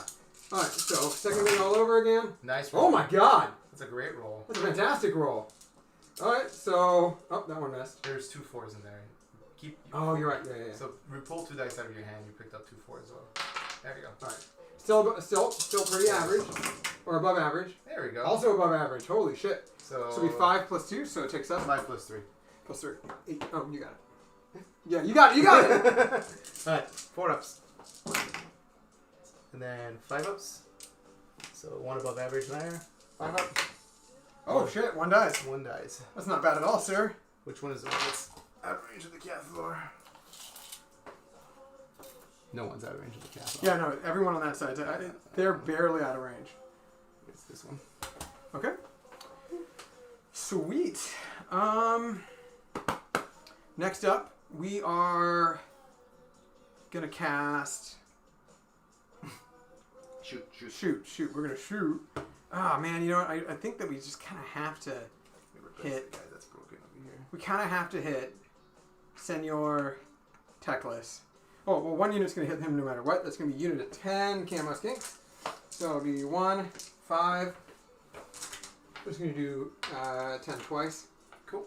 Okay. Actually, you know, we'll just keep these 3 over here. So it'll be 20 shots. Here's the first unit of 10. And he's gonna be -1, so 5s and 6s. No, 4s. Where's he -1? He hits on 3s. What? Where's Oh, he doesn't get look out, sir. No, Yeah. no. So real quick, do they hit? Oh, so no matter what, it's only 2 mortals. But then for the first half, and then I know it's 3 and 4 or 4 and 3. Yeah, it's 3 and 4. All right, so the 3s hit. Yeah. These ones, whew, that's a lot of misses though. All right, and then 4s. 4s. Nothing. So You know 2 there's more more wounds. dice. You can grab. No, I know. Okay. So 2 here's the more next wounds. one. So 2 it'll be more 3 mortal wounds total. Cool. And then a lot more hits. Yep. A lot more. Okay. Well, that'll be 4. So take 4 armor saves. Alright, 4 armor saves. Takes Takes 2, and then that'll be 5. 5 total. Yep. 5 shark saves. Didn't make any, so he takes 5 wounds. Okay, so he's down to what, 11? 11. And so what degrades on him again? Speed and range of the aura. And Speed the and range. and the number of attacks from the Selenar. From Selenar. Okay, Selenar can kind of do some damage. Not So really. Not against Coalesce. not against Coalesce. She's damage 2, so damage 1 against you. Fair. So no. Yeah, I actually have to go after him again Cool. with the second unit of camo skinks. Sweet. So we're going to go 5, 10. We're going to do the same thing all over again. Yep. 10 for the first one. That is going to be 3 mortals. Yep. Nice. So 3 mortals so far. And then, oh, you got, yeah. And then 3 hits. 2 saves. So we got 2 and 3 for mortal wounds. Yep. And then we have 1, 2, 3, 4, 5, 6, 7, 8. No. 3, 6, 9, 1 more. Okay. No mortal wounds. But lots of hits. Lots of hits. That's helpful. Oh boy. Okay. So take 6 armor saves. Alright. And then 3 mortals after. 6 armor saves. So 2 go through. Alright, so it'll be 5 again. 5 shrug saves. He shrugs 4 of them this time. Okay. Takes 1. So he is down to 10 10. out of 16, right? Yep. Okay. Could have been better, could have been worse. Pretty good. Pretty good. Could have been better. Okay. So charge phase, you guys. Let's do this. So we have to point and click with a couple of different things. Unfortunately, the Starseer is not wholly within 12 of the Pterodons. Yeah, wholly within 12 of the model. But he is wholly within 12 of my general, as well as the 2 units of knights. So I'm going to be 10 inches away with reroll charges from both units. Okay, let's just move it back as far as We it get some could. reroll charges? Well, if they have a drummer, and they can have one that's drummer in right, every yeah, 5. yeah. Yeah, so the drummers. You don't have to be condescending. No, I wouldn't. No, One drummer. Sorry, my intention was not being condescending. Though I know that that's kind of my default. So 8 inches away and a little bit more than that, so 9.5, so it would be a 10. With a reroll with a +3, +1. So 4. Yeah, so I need a 6 to charge for them and about a 4 to charge over there. I kind of feel like I'm going to give the 3d6 charge to my general. There's no roll for that, right? It just There's happens. no roll for that. Yeah, just within 12. Just like the mortal wound one, but I'm bad at moving my models at the start, so he hasn't been able to give mortal wounds to anything. Yep. And then start of the charge phase, we are going to start with the Pterodons. All right, they get a +1. I roll a 2 plus 5. That'll be an 8-inch charge. That's not stellar. I don't know if that does what it needs to do. Maybe not with all the models, but some. Oh, yeah, it does it with 1, 2, 3. It just does it with the first 4. And I am using a command ability before that. Well, so that means what's the distance? Because you have to move back, right? You have to Oh, move no, I forward. can fit fully on here. No. Are you trying to clip the sentinels? Yeah. I can clip the Sentinels. Oh, you're right. Because you have to be able to move back, right? You can't just end on top of So I have 2 command points. That's the problem. I would lose both my command points on the Pterodons, because you'd have to use it for Wait. the reroll charge and then the 2-up activation. Well, what did you roll? What's more important, the 2-up activation or The 2-up activation for sure, because it's only once per game activation, so you need it to make it matter. So what you can do instead is try to nuke the wardens. So I have the ability to clip right here. No, I do have the ability to. Okay, that's what I was saying. I'm trying to have you show me the Yeah. measurement. So this is 8 on the first one. Right, so you move up to 8, but then you can't move back anymore because you. No, but you don't have to move that. You can move right here on the tip and then move back. But what am I? 7.5? No, Is you that are. Is that what you're saying? I'm 7.5. No. So you're 8, and then there's like a third of an inch, right here. So I Okay. can move back. So I can move here and then move right in the base. Yeah. Okay. So, here and right in but the you're base. not moving 8, whereas I'm telling you. Yeah, you're yeah. moving And then this 7 one's straight up way. a yeah. Okay, yeah. So then you. So the problem is it doesn't let me. four- It doesn't let me move in all funky areas. I have to move like right there. Yeah, and it would be only the 4 guys in there, and then, And then the other these 2 guys two- will have to trigger into the wardens. Exactly. Yeah. Yeah. I was gonna say the other solution is trying to nuking the wardens and having the knights piling into the sentinels. That was the other option. This is better. I think that this is probably the most holistic. Yeah, holistic. this is better. So this is I not wasn't ideal. sure if you were able to get it. Is the problem? Oh yeah, I see that. Okay. So I'm using my command ability, so I'm going to go down to 2. Well, you use it. I think after you finish moving, right? No, I have to start it. They have to The declare. be within 12 of the Okay. chief. I think they're still going to be within 12. You go down to 1, by the way. I go down to 1. Yeah, that's right. Okay. Yeah, because it says, I think it's kind of a weird one. I don't like the wording of it. So he was over here. Yep. And then this last one. Boom, boom. Okay, and they basically have to be right there in order to make that work, so I can't really do much else. He's kind of just going to get nuked. And then 8-inch charge right here. Sweet. And then 8 right here. Enough to be like that. There we go. Yep. Alright. Skink Chief, I think is probably I healthy. think you have to do the mortal wounds now. Oh, I have to do the mortal wounds right now. You're right. So I'm down to 1 command point. Yep. And on a 2-up, so I'm going to roll 6 dice. No, I'm going to roll 6 dice for the first one, for the wardens. And then I'm going to roll... No, it's not that. It doesn't work that way. You pick an enemy unit. It's not all enemy units you roll over. If it's just pick... Is it pick 1 for each? Yeah. Once we're out, I have to pick 1 enemy unit and roll a dice for each model and move it across. Yeah, it's going to have to be 4. Okay. So in reality, more than half my unit didn't get to do anything because of casualties and that. But I'm going to roll 4 dice on the 2-up. Alright, so 3. So there's 3d3 mortal wounds on the sentinels. There we go. It'll be 6. Sweet. That's a disappointment, you guys. But it's better than the first game I played, CTS game, where they didn't do anything. 5 ups. So you killed 4 of them. Killed 4 of them. Okay, cool. 1/5 of the unit, you guys. Okay. This model slowly. Alright, Okay, and then okay. the 2 guys on the wardens. And then 2 guys on the wardens. No, I have to pick 1 enemy unit. No, it's per model. Oh, it's per model. Ooh. You pick 1 enemy Okay, per yeah, you're right. model. So 2 guys on 2. Huh, a 1 and a 2. So 1, that'll be D3. 1 mortal wound. 5 up. Nope, no, it's gonna be 1. 1 guy gets toasty. Okay. Next charge is gonna come from the. As much as I want to do the Pterodon Chieftain. Oh yeah, there's no reason not to do the Pterodon Chieftain. Ah, Pterodon Chieftain. 2d6 plus 1. That'll be a 7 plus 1. That'll be an 8. So that'll be enough to just chill right there. And then we're going to go with this big unit. Sounds good. That'll be a 2d6 plus 4. That'll be an 8 plus 4. That'll be a 12. Not going to re-roll that because it's pretty average. Oh, and the boulder is gone. Oh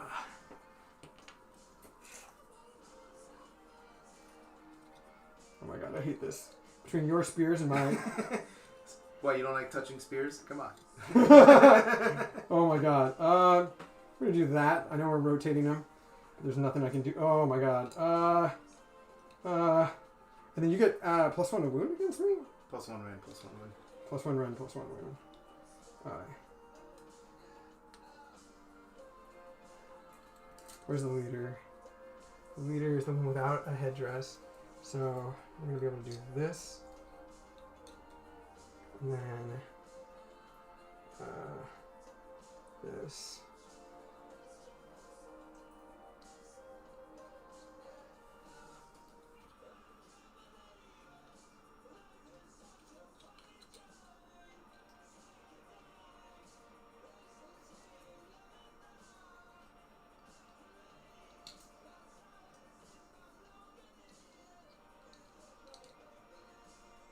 Actually, we're going to keep this guy right there too. And this guy is just going to chill.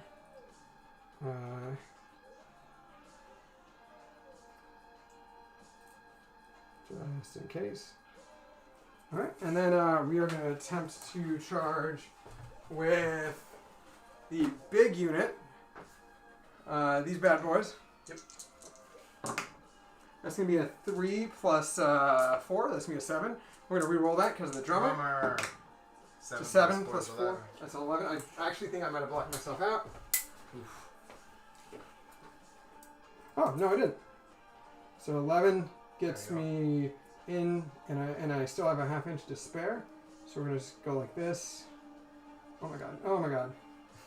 I'm just going to rotate you guys. I'm so sorry. Alright.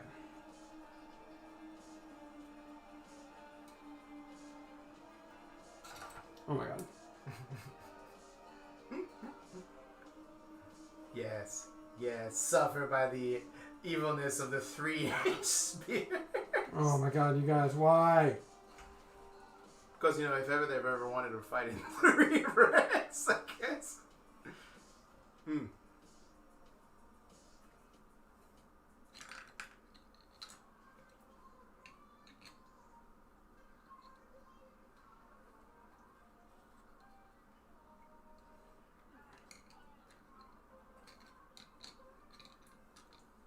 Can he fit there? Pardon my cheating, you guys. Oh, he could fit there. Okay. So I can safely put shit elsewhere. Haha! So I can put him here and safely not block me out. Just gonna do that just in case. Create your story with Pandora and receive a free bracelet. They're gonna chill where they are. Choice is yours. He's gonna move Explore over 9 and then over here. It's our gift And then I basically have to just do this. $5 or more. Unfortunately. 24 through the 28. And this guy's got a wound taken. Bracelet And then 3d6 charge on my general. available. No substitutions. Restrictions. Okay. See store for details. So, Receive a free Pandora we're gonna use one more dice. 3d6 plus 4. That's gonna be a 10 plus 4. That'll be a 14. I don't think that's in. that last time. As the crowd flies, that's still not gonna be 1. No, because it's gonna be a 14. Yeah, that's not enough. It's not enough. It's still not enough. No, he's just out. He needs Just a out. 15. Yeah, so I'm going to use a command point because I have 1 left. On a 4-up, I get it back. Hold on. I don't! I'm down to 0. That's a risk, you guys. And the charge is worse! No, 8 plus 4 is 12. So yeah, it is worse. it is worse. Yeah, god damn it, you guys. That sucked. That sucked. Now I don't have anything special. This is going to hurt. That's my fault. It was worth a shot. But we are going to start. Oh, sorry. Are we done with charges? We're done with charges. Okay, so we'll throw the once per game lantern into these guys. Once per game lantern. Yep. On a 2-up. Damn. Goes off. Scarbetter And getting in would have been sexy. these 3 mortal wounds into this unit right here. Into that unit? Yep. Alright. The, They haven't the been hurt. skink, So skink it's just knife. 3 mortal wounds? Yep. Alright, we are going to drop 1. And is that the end of the charge phase? No, it's at the start of the combat phase. It's before Start of the it's combat before- phase. Yeah, it's like because I know you don't have any start of combat phase. Yeah, no, mechanics, I don't. So Okay. Oh, you know what? Actually, he is going to stay there. And I'm going to remove this one. so where's this wound marker going? Right there. Yeah. No, that guy. Okay. Alright, cool. My first ups. Well, not having the Carnosaur in combat sucks because I don't think I'm going to fully collapse the Sentinels. I would- Wardens. The Wardens. I would be able to if the Carnosaur got in. Just because of how he is as a person.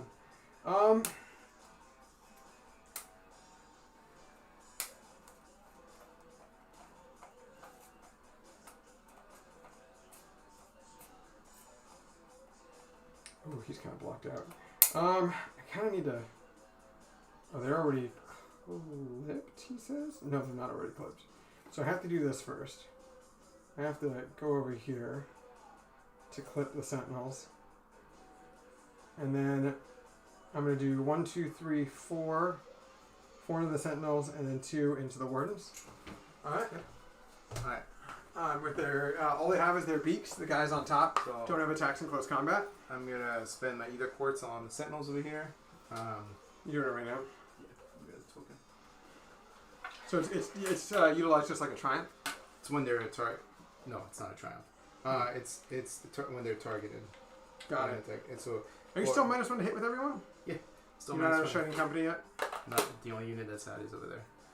I'm just keep bumping models, so yeah. Mm-hmm. Well, I mean, that's unavoidable. This Alright, army, so this is such a goofy mechanic. It needs to be like where's within the- half an oh, inch or there some we shit. go. Okay. So either core is consumed on this unit. It's gonna trigger the Cathar's ability, which does Does it happen? literally nothing in this game because you ignore modifiers to bravery. Yes, I do. So I'm not gonna bother doing it. All right, so that'll be normally it's 4 attacks with the beaks, but we are coalesced, so it's 15 attacks into the sentinels and 10 attacks into the wardens. So we're gonna go with the wardens first. We have a leader. The leader's the one with the ripper. Actually, it's the proper head too. The leader is this one, so he's going into those guys. Okay. Yeah. He's not the one with the wound take. Oh, you know he is the one with the wound take. No, I don't know. There's a wound token. Yeah, so. he's right. You're right. You're right. Right. Okay, so that'll be 11 attacks for starters into the wardens, and then we hit on 4s, which become 5s. Oh, And they're then all the same stat we line. win on 4s. Yeah.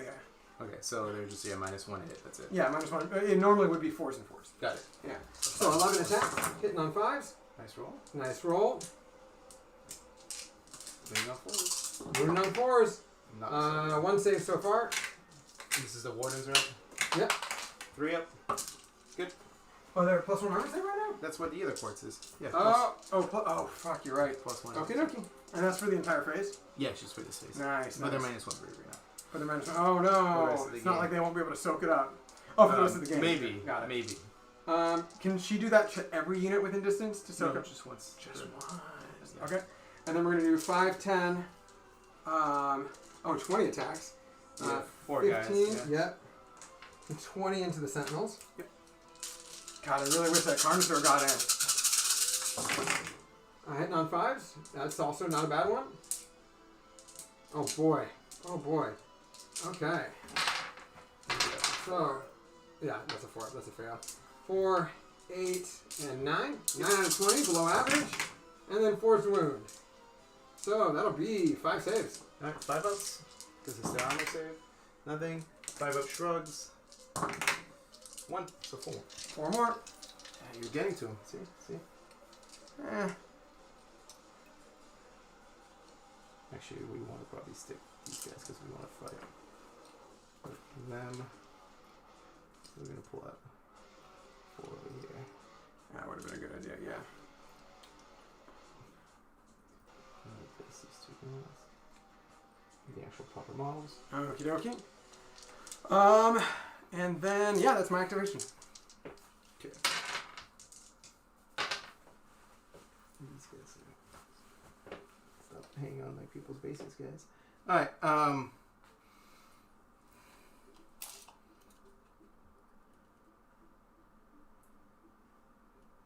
have 1, 2, 3, 4, 5, 6, 7, 8, 9, 10, 11, 12, 13, 14. 1, 2, 3, 4, 5, 6, 7, 8, 9, 10, 11, 12, 13, 13. And then 13.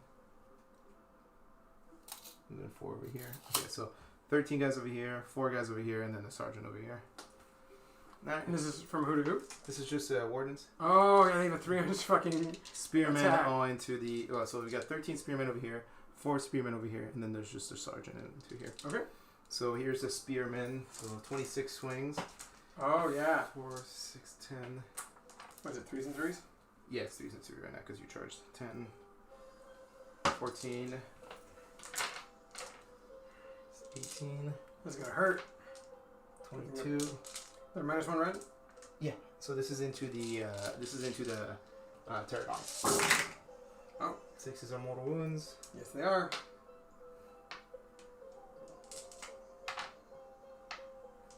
And then 3s again.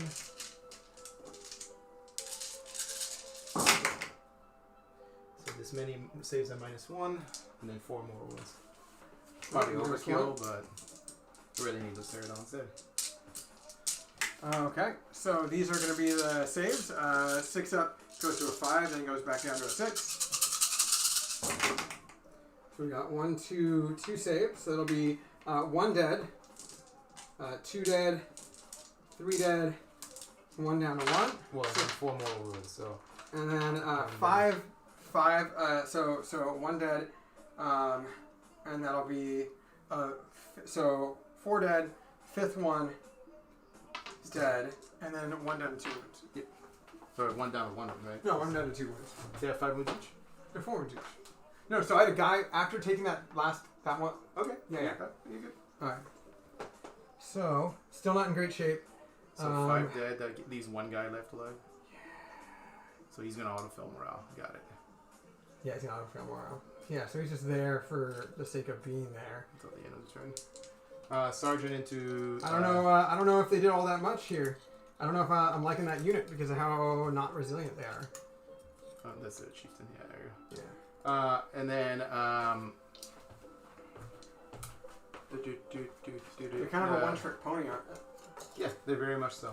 I don't know if I like that. I gotta find something more holistic. You think salamanders are a solution to that? They're I think very much. Croxivores are more a solution, but I mean, I prefer Croxivores over salamanders in this list. There's 1 sergeant, 1 hit, nothing, and then the 4 guys into the other unit. 4, 8. So 2 mortal wounds. And 2 saves and -1. I forgot you rolled like 12 and a 13. I couldn't unbind those. Wait, you said how many? 2 saves? 2 saves and 2 mortal wounds into the big unit of knights. 2 saves. No, that'll be 4 total. Now we'll remove this guy from play, and then we're gonna do another. No, that'll be 4 total. So kill 1 or kill 2 rather, and then it will bring this guy down to 1. Yep. There we go. Cool. So these are the casualties we have this turn, besides the one that's obvious. Yep. Yeah, so the Sentinels are going to have free reign pretty much. That's going to suck. Kind of. They're going to kind of have free reign. I think you're still going to lock the front unit, but... Yeah, I'm gonna be able to lock the front unit. This guy's going to go in with his attacks. Honestly, I don't even know what his profile is because I never had the opportunity to get him in combat. I think he's like 3 or 4 attacks. I don't think the beak has anything to do with it. Pterodon Chief. Oh shit, he does have this the beak. All right, so we're gonna start with the beak. Are you still in the special mode? Are you still in training company? Codex is pterodons at 3 wounds apiece. Pterodons are 3 wounds apiece. Yeah, remove the whole thing. Oh, That was my bad. I fucked that one up big time. You are correct, sir. Look at that. See, I got you yesterday. You got me today. Yep. That makes me even less enthused. That's 18. No, that's still 27 wounds. Yeah, it's 27 wounds. yeah, it's 27. I'm still super unimpressed by them. I mean, I'll still continue to play them once in a while. But I You think better. I bought you fucking 9 of them. Yeah, I know, right? I'm still gonna play them. Just maybe next time I'm gonna try a different list. Well, if you play the skink list, I think that'll be much. Oh, and a skink list, I think that they're way better. Yeah. Okay. So the skink chief though did have 2 melee attacks. He does still have the 4+1 for the jaw. Then he's got 3 attacks for the skyblade, hitting on 3 with a -1. Unless are you still in training company? You still haven't broken. Yep. So -1, so it'll be 4 to hit, 4 to wound instead of 3 to hit, 4 to wound. 1 rend, 1 damage. Oh, only 1 damage. Okay, fine. Yeah. Oh, and then you subtract 1 to hit against him. Yes. Unless lead I have the from flag on keyword. high. Yeah. There's a relic from this really good but you don't have a spare relic slot. What? The Stegodon helm. The Stegodon helm, yeah. Gives him +1 attack. And then gives him All damage of the 2 on attacks. the charge, I believe. Gives him +1 damage, I think, on the charge. I think it's +1 armor save. No, I think it's offensive. I'll check it. All right. Go for it. Alright, so we're gonna start with the Skyblade, hitting on 4s with 3 attacks, 2 hit, and 4's wound. 1 -1 at 1 damage. So 4 up. Nope. 1 damage. Yep. 5 up. Nope. 1 more Takes damage. 1. And then here are the beak attacks with a -1. We hit on 5, so 3 hit out of 5, and 4's wound. 1 wound. Any rend? Oh no. Good. Okay, toasty. Technically, it's your activation. I got no one to activate, so keep going. Damn, those pterodons really just evaporated. Okay. You have to rely on being able to just absolutely kill the first thing you get. Okay. So, I need to learn how to pilot them a little bit better, but I was able to actually use the mortal wounds this turn, which is helpful. My general not charging in really sucks, because I would have killed those wardens. The general. Yeah, add 1 to damage characters with melee weapons used by the bearer if they made a charge move in the same turn. So I Got believe it. Oh, I would have been +1 to hit with everything too because of Cole's Claw. Well, Oh no, that's only source. Yeah, you haven't done any. That's only for source. Yeah, Yeah. you haven't done any source. So we've done that legally so far. Okay, your next activation is technically your Sentinels. I got no one in range. No one's in 3. They're not within 3, right? Oh, they are No, they're just not. out. You're right. Yeah, I got no one. The goal will be okay. I know they're gonna be, but like we're not. Well, gonna then know there's what. no reason for me not to take advantage of that right now and activate things that are outside of 3 inches of those guys. Mhm. So, right there, right there, and then it is what it is right there.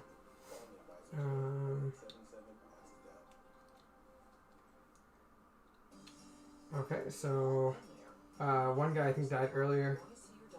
Yep, so it'd be 1, 2, 3, 4, 5, 6, 7, 8, 9, and then 10 for him. So he's the leader is right here. So he's in. It doesn't have a mask or doesn't have a helmet, and has a cold one with a unique head. So we are going to go in. I really wish I was able to give a buff to them, but it's all good. This is the one who has a wound. And then, yeah, we have 7 guys in. So let's start off with the spears. Spears, we have, for the leader, 3. Mm-hmm. And then we have 2, 3, 4, 5, 6, and 7. So here, spear attacks hitting on 3s. Okay. That's a bummer. And There's then a bunch of 2s in there, but don't worry about it. there were a bunch of 2s in there. There's 1, 2. Okay. Fine. And then we win on 3. Ooh, that's not fun. All right. So wait, hold on. Yeah, we win on 3. So looking for no random the spears, right? 1 goes through, 2 damage, right? 2 damage. Good. Wow. Okay. So didn't do jack shit, y'all. Then we have 2 attacks for the jaws. We got 14 attacks. That was actually a really bummer. I wanted those spears to do more damage on the 3rd. Okay, so we hit on 4s instead of 5s. Yep. Okay, and then we wound on 4s. Nice. All right. Three. Fail all these saves that might make up for it. I did fail. Oh, wow. That actually does kind of make up for it. 3 5-ups. Wow, Nice. but you are rolling those 5-ups, sir. Right. You are just not going. Actually, if I remove, I have to stay in Shining Company formation. Yeah. Okay. Okie dokie. Or I can remove that guy over here. That's what I'm gonna do. What guy? This guy over here. Boop. Okay. Still be in Shining Company formation for now. All right. What else? Then we have the big one, the snapping jaws. Well, the big one's the spears, but he's counting. So we are going to have 21 attacks. So we have 5, 10, 15, 16. So you hit me with the spears, and what was the second attack you hit me with? The jaws of the mountains, or the guys on top. Got it. Yeah, normally it hits on 5s, we on 4s. Alright, so here are all the attacks. 16 plus 5, that's 21. These hit on 2s. No, they hit on 3s. They hit on 3s normally with a +1 because I charged. Got it. So Yeah. they still hit on 3s then. They hit on... Because you're still -1 hit. Alright. So plus So the remove 2s. I'm just going to remove 3 more because I already removed the one. I don't know what he was, so I'll just re-roll it. There we go. So we hit on 3s only. Yeah. I'm just going to remove Because one you're more. +1 -1. Alright, that's annoying. Okay, so we went on 4s. So, alright. I always want to assume it was on 3s. There you go. 3-ups. 5-up. 3 up. Good. Wow, so not only is your 5-up hot, but the +1 armor save, you're basically not taking any damage. Yeah. That sucks, because you're just going to come in and do mortal wounds to be the death. That's really disappointing. I think I might lose this. I'm going to get tabled again. I didn't do nearly enough damage to you. I want to make the turn. You need the Carnosaur to be in there. I need the Carnosaur to be in there. Every save is just like failed. Is like. Well, because I would just attack with the Carnosaur first, and he would have just wrecked shop. But what really is disappointing is the Pterodons just aren't doing anything, and then they can't take a hit. They did. They killed like 8 of the archers. If that's 270 points, then that's wonderful. But that's not. Almost there. That's almost 140. Almost 140. So they almost. Yeah, but remember, like they got shot by 40 archers turn 1. That's true. They took like most of the brunt of the damage. They soaked stuff, but still relatively disappointed on it. Don't give up on them yet. Cities, Fangs, Lumineth have nasty matchups for them. With only them, maybe shooting Stormcast. Yeah, honestly, dude, shooting armies are just going to wreck them. Yeah, anyways. We're going to see. We're going to play them a little bit, then we're going to try Croxies, then we're going to try Sally's some more. But I think no matter what, I'm always going to keep the Fire Lance. Let's see. I wish the Fire Lance was like I wish the Fire Lance was like Art Fist, where it was like 3 to 5, and then a fixed carbide, but it's a flat 3. I have to activate with my next one. Not super stoked on my performance this turn. And if you double turn me, it's just going to get worse. So right now, I feel like I don't know whether or not clipping you is a good idea. Clipping Teclis. What are his attacks in close combat looking like right now? Taking 6 wounds? So the Teclis never degrades. It's Selenar that degrades, and Selenar is not scary against you because she's damage 1 against you. She has right now. Should I move these 2? She's at 5 attacks, hitting on 3s, winning on 3s, -2 and 2 damage, but damage 1. And then Teclis is 2 attacks, hitting on 4s, winning on 2s, and -3 D3 damage. So even Teclis on average is only doing 1 damage as well in combat. So Teclis is not that entire model is not that scary in melee, especially against Coalesce, which is like yeah, I realized that I fought against that before, and it was very lackluster. You fought on TTS, and you're like Teclis fought like knights for like 4 turns and didn't like just was not able to like really do anything. Yep. So I'm gonna do 1 guy into them, into the Sentinels, and then we're gonna do 1, 2, 3. 4 into or 3 into the Wardens, 1 of the Sentinels. Okay. So we're gonna do the guy into the Sentinels first. Is the squad leader anywhere over here? Squad leader. Did I remove the squad leader as a casualty? I in fact did. That was dumb of me. It's all good. So we have the 2 attacks against the Sentinels. 1 hit. With spears. 1 wound. 1 normal armor save. 5 up. Fantastic. I'll just roll it because it didn't roll. And then 2 shrug saves. 1 goes through. 1 goes through. Okay. Good shrug save, sir. We're going to do all of his attacks first. We have 2 attacks for the Rider's head. The Rider's head of the mouth. 1 hit. 1 wound. 1 normal save. And this is into the Sentinels still? Yeah, this is all of the Sentinels. Goes through. 1 damage. 5 up. Nope. Ooh, there's another. And then we have 3 attacks from the Jaws. Okay, with a -1 because they're in Shining Company. Only 1 hit. Nothing wounds. Okay. Alright, then we have the other ones. We have 6 attacks. Hitting on 4s because of -1. Yep. And wounding on 3s. 3 wounds. 3 saves. 2 This damage. is into the Wardens, right? Yep. 1 goes down. Alright, 1 goes down. And then we have 6 attacks for the head, or their mouths. Hitting on 4 with a -1, that's a 5. 2 hit. Nothing. And then we have 6, 7, 8, 9. 9 snapping jaw attacks. Hitting on 3s instead of 2s. And wounding on 4s. Oof, okay. That is 3 saves. Good. Very nice. Okay. Didn't do as much as I would have hoped, but I mean, if I plan in like 2 guys attacking over here, so yeah. I mean, you're out of activation, so I might as well do them because they're not going to be out of combat ever. So 1-inch pylon because of Shining Company. Yep. So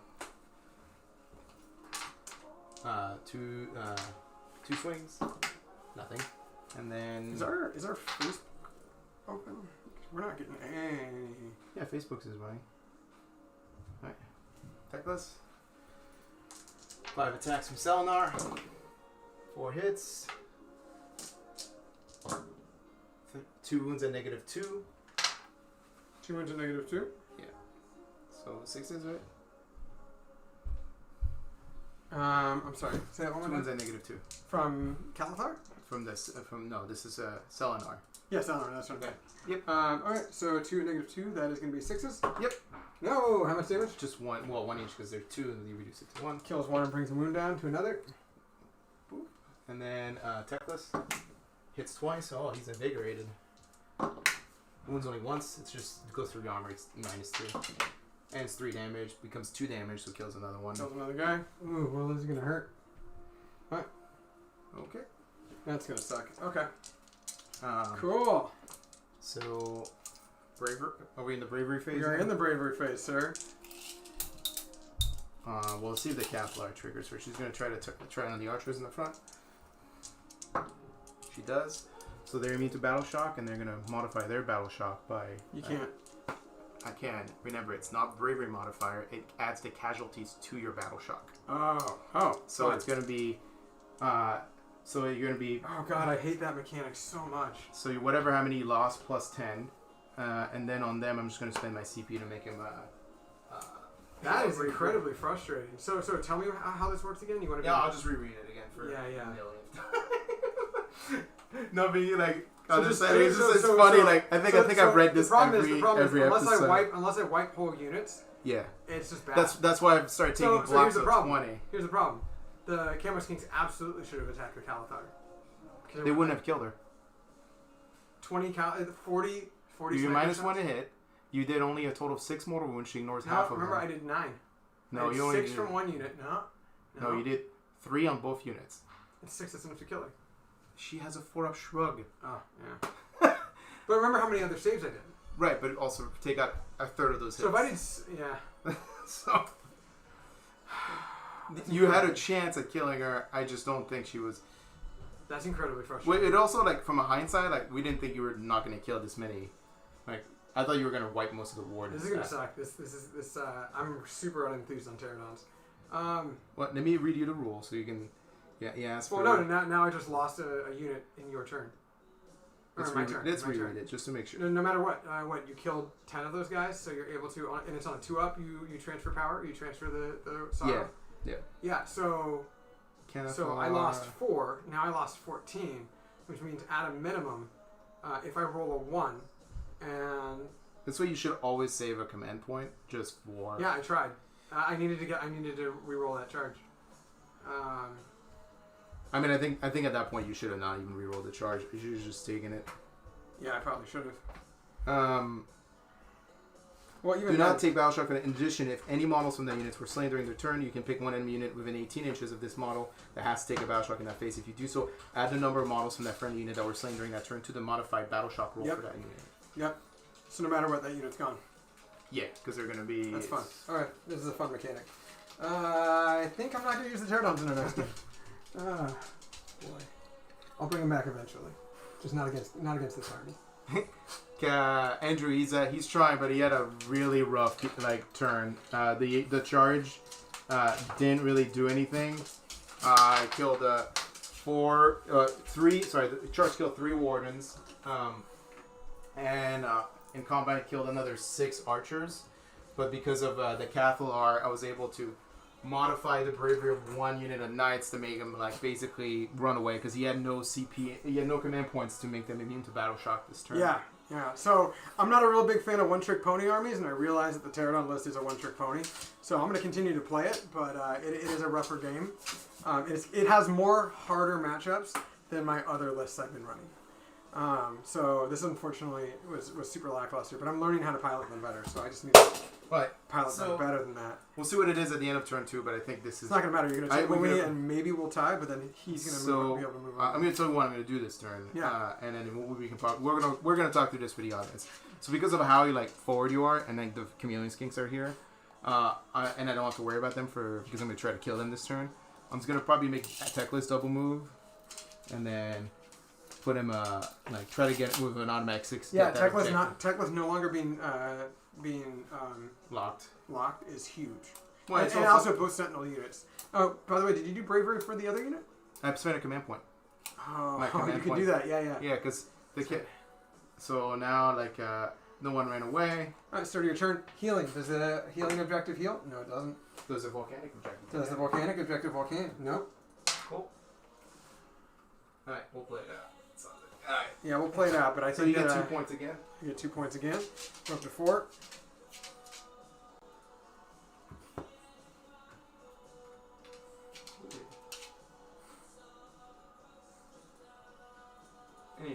some Hey, kind of like more. stream device for this.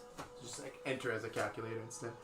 Alright, let's see who's in range of Teclis's bullshit spell. Well, Drew, the last time I played against Lumina, that we played a TCS game, he tabled me, but I won because he couldn't hit the objectives close enough after I got him in, I got him in the face.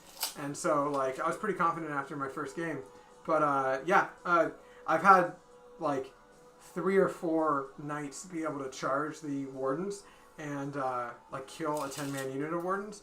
This 20-man unit of wardens got hit with about 15 knights combined, and as well as a Pterodon chief and a couple of Pterodons. And how many? He lost almost nothing. I see 1, 2, 3, 4, 5, 6, 7, 8, 9, 10, 11, 12, 13, 14, 15. Yeah, he lost 4 guys out of 20. And I've had about a third of that number of units that I attacked with kill a whole 10-man unit before. So it's one of those things. You know, he just rolled hot for his dice. So it's We're gonna start with the unfortunate. Cathar. She's gonna attempt to summon the Twin Stones. oh, shocking. She rolls an 11 She rolls an 11. because of first cast plus Teclis nearby. First class plus Teclis. Okie dokie. Oh, shit. He is within, but at the same time, He's also in. he is also within. You rolled a what? An 11? 9 plus 2. And this is the spell portal? No, this is the Twin Stone. This is just going to add a third. So each time a unit decides to cast for the first time, they're +1 to cast. No, every time they cast, but not just the first time. Oh, sorry. So you're talking about allegiance ability. Yeah, first cast of every phase and first unbind of every phase is. And Okay, so all the other units aren't going to be +1 to cast. No, they are. It just affects every unit. The very first time Unit A casts, they're +1. The first time Unit B casts, they're +1. Yep. Got it. Oh, that's annoying as fuck. It's like arcane for the first cast, effectively, Yeah. or first dispel and first. Yeah, I just need to run. A skink army would wreck the shit out of this Lumineth army. Oh my god, a shooty skink army would just wreck this, huh? Yeah, that's what I played against, and I managed to win on the mission. I played against somebody who brought like 2 blocks of 40 I guess I'm going to skink. test out a skink, Sotex Fang. I'm going to test out easy mode, Seraphon next time. Shit, I'm very annoyed by this. Would you like to unbind the? Yeah, I'm trying to figure that out. Well, I have If 4. you don't unbind it, it's gonna make Teclis's. Well, no, Teclis Yeah, isn't I have always to- I have to unbind. try to No, unbind it doesn't do anything at Teclis. It's gonna make the rest of them. Like, Yeah, it's going to make the rest of them annoying. Yeah, we're going to try to unbind it with my starts here. It's a 10 plus 1. That's an 11. that's what I rolled. Yeah, that's exactly Why what is we it rolled. +1, by the way? Oh, it's not +1 at all. It's just a 10. So it goes off. So she summons it. You just need to roll low for spells. No, I mean, like, at best, I was thinking about running a unit, just 2 salamanders in a different list, but I was considering a three salamanders instead of the 9 pterodons and pterodon chief, and I would still have some room to spare.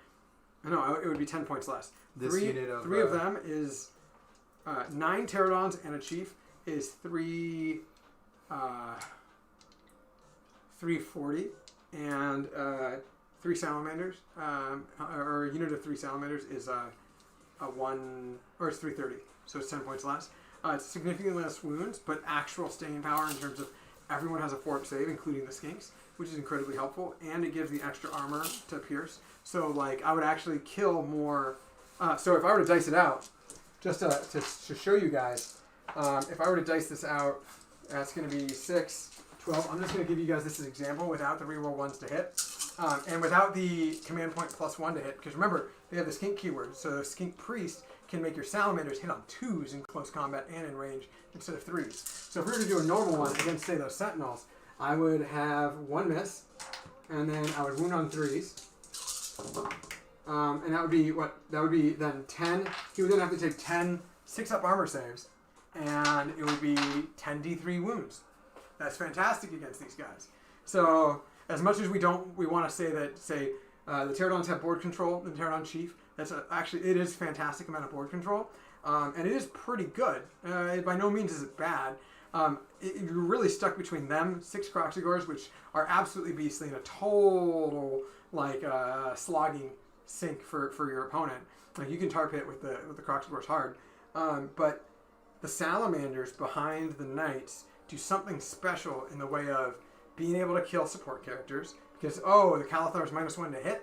Well, good thing I'm hitting on 2s with -1 that's 3s, and with a -2 rend, that Calathar is dead. So you're doing an insane amount of damage I'm much more inclined to try that out next time. But I'm not going to abandon the pterodons. They have a fantastic board control. Alright. Power Vish on the unit in the back, not using the stones. They go off on a 10. Would you like to unbind? I have to try to unbind. Okay. It's this guy over here. So he's good. He's good. Yeah, I'm going to try to... you rolled a 10. Oof. I rolled a 8. Yeah, 10 total. There's power hish on the 20-man unit that hasn't been touched yet. Yeah, that's right. That's 5 up mortal wounds. I'm aware. You know what? The Pterodon Chief is within an inch right there. Well, he's not, but... He's okay. not? No. He should be if he was eligible to attack your guys, because now he's Well, outside. there was guys there. They died, remember? There were guys there? Yes, there was guys there. They fuck. died. Yeah, then he's out. Well, we're going to go with Senor... man, those dice rolls are fantastic. We're going to go with the Scarbat. Nope. So that flips to 2. Thanks, Bill. Dice didn't go my way, but it's revenge for me tabling him, or for him tabling me and me still winning last time. Then Power Vish from the 10-man unit. So they rolled a 12. And I'm actually learning how to play a Lizardman, or Seraphon. So I'm the only one that can unbind is the Star Priest right now. He needs to roll 12. yeah, this is from whom to whom? This is the 10-man unit doing Power Vish. The 10-man unit over there. Where's the word? Oh, he's over there. Yeah, he's right here. Okie dokie. He still has a second unbind. Because wizards. Oh, yeah, when you're in nullification. Yep. You want to try to unbind? And you rolled a You what? can't- You rolled another. I rolled a 12, so that's what I'm saying. The only model that can is that guy. That is super annoying. Yeah, we're gonna have to go with him. Okay, let's see it. That's gonna be Oh, a 6 6. and a. Come on, 6, baby. Tits. Okay, not happening. So it goes off. Yeah, you're gonna do a lot of damage. Maybe we should have chosen auxiliaries. Where's the? If you don't get a double turn on me, the likelihood of us tying is actually incredibly strong now. Okay, what's movement of Teclis? If only. We are Right now played he's enough moving games with around Seraphon 10 now to inches know how to they work. It's just the dice rolls here have been brutal. Okay, so the Cathar we're spending on either quartz Yeah. to do another cast, and she's gonna cast Protection of Ish. Protection of Heach. Okay. Of course. Did it not go off? Well, she's using the stone, so she has +4, +3. Oh wait, it's 7. You hadn't used the stones yet? No, I haven't used the stone yet. So it went up to a 3, but I think she failed by 1 because of how low I rolled. It cast on a 9? No, I think it cast on an 8. She rolled a 7 right now. Oh. I love my fucking dice rolls and the weirdest situational rolls. Yeah, it's an 8, so it fails. Okay. Alright, so that then go through. Yeah, Drew, as much as I want to run Croak, knowing that I won't be able to run events go to events for some time, like I don't want to get used to and like rely on a crutch that is Croak, because he is like I'm not trying to offend anyone who runs him, but he's 100% a crutch for his points, and if he goes up in points, I don't want to be like shocked, surprised, and like taken aback, especially since I'm not incredibly experienced with this army. I'm just a decent player, a good player, learning a new army, so there's always that curve. But I don't want to have to rely on something and then find out I can't rely on it anymore. So they're going to do power weapons of Ish. Yep. They got it on +2. Wait, so who's doing +3. Power Hish? The Spearman. The So Spearman? 5 + 1 + 1 + 1, so is an 8. You have to beat an 8.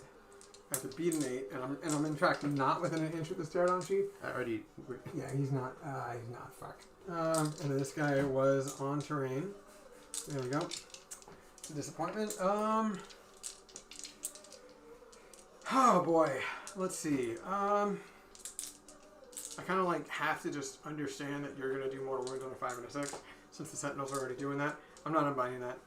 Okay, goes up to 2 over here. Oh, it has to be successfully cast to benefit with the Hish. Yeah. Yep. No. Do I need the Croak would have been helpful. But still.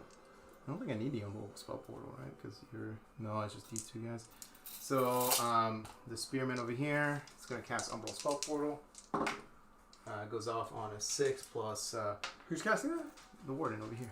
Alright, so they cast... Fire Beach, five up, and then he cast what again? The Cathlar? Yeah, he actually she casted the Twin Stone, and then she attempted to cast Protection at each of other. But she failed. She failed. By 1. And then these guys just casted the Umbral Spell Portal and rolled a 6 plus 7, 8, 9, and then first cast 10. So you have to roll an 11 to beat it. So my Starshift's the only one who hasn't unbind anything yet. So I'm not... He's already unbound. Oh. Yeah, I also couldn't... yeah, I'm gonna have to wait. I'm gonna have to wait for Deckless. Yeah, Okay. and just hope to God that you don't roll... I need to roll low, and then I need to roll high. So... And like... I'm just hedging my bets right now, because that's the only thing I can do. 6. I had a fantastic continuation of turn 2, but then your charge phase. Honestly, the Calathar did it. The Calathar is your absolute clutch. She's killed more points by accident. By accident, yes. That's exactly how I feel about that mechanic most of the time. 18 inches. I could put it over here. Yeah, it's great. It's really good. So it clips everybody. Yeah, we'll except clip for everyone except for the Pterodon Chieftain. And then That would clip him. no, I'm just trying to see if I can clip this guy as well. Yeah, you could. Or you do that instead. Yeah, yeah. And then over here. No, but again, you do... Oh, yeah. Over here. So it clips the entire enemy except for the Pterodon sheet. So Techless is going to do 4 spells as usual. Yeah, go on. Actually, what am I thinking I'm about? just double checking. Doing Searing Light, you can do Protection at Techless' turn because I try to do Protection at each, so then it leaves them with really not that much. Assault of Stone, Lambient Light. Yeah, I guess we have to do 4. I did run a Salon once, and it was okay. I would run Croak because he's just so many points. Just a few points, like what, 60, 70 points more? Yeah. No reason not to. So 60 points more. Searing Light on a 10 through the Spell Portal. Okay, Searing Light. That goes off on a 10. Gotta go with the Starseer to unbind. Yep. Need to roll an 11 or better. I rolled an 11! You did? I rolled a 12 technically. Yep. So Searing Light does not go off. That Sounds is good. fucking huge. Wait, which one is unbinding? Oh, okay. He hasn't actually unbound anything Yeah, yet. he did. He attempted to unbind something, but he has to unbind. So he's... So it doesn't matter. He still had the unbind. So you have 1, 2, 3, 4, 5. Yeah. He's unbound twice, and he's unbound once. And then one of them didn't go through, and then one of them I chose not to go through. Okay. So that's 5 so far. I mean, it's still gonna go. It's still gonna get denied. Yeah. He's just always had an unbind. I'm like, I think he's out now. Is what I'm telling Well, you. so he's unbound twice. No, I'm saying he's is unbound he once. out? No, he's not out. Because of nullification, I should have one more. Okay. Yeah. All right. I'm just asking if he's out. Oh, All of right. course. So then we're gonna do Lambient Light on him. Okay, that's the against the armor save, right? No, that's all my arrows will get to reroll to hit against you. Oh shit! Yeah. What else do you have? Oh, well, you have a lot after that. You have a double move and all this other shit. Yeah, you're good. You're good. Okay. And then we're gonna do Assault of Stones on him. Yeah. Assault of Stone against him. Oh, it's that guy. Yeah. Sure. What's his unmodified save? Not great. It's a 6, right? You don't have to roll a hit for it, right? No, it's just I roll 10 dice, and if it's... I might have to just lose the Pterodon Chief. What happens if... Oh, no. Yeah, he's got a 6-up save, so that means 1, 2, 3, 4, 5. Hold on, before you actually do that. You have a double move 1, which is incredibly helpful for you. What's his move at 10 wounds left? It's 10. It's So it'd at be 10. 20 inch So move. it'd be a 20-inch move, so you'd be able to hold my objective. Well, no, I would have to run to do that, and I don't think I can. Right. Other than I move 20, and then charge over, and then land in those trees. Yeah, you would have to do that. I'm okay with losing my Pterodon Chief. I'm at peace with it.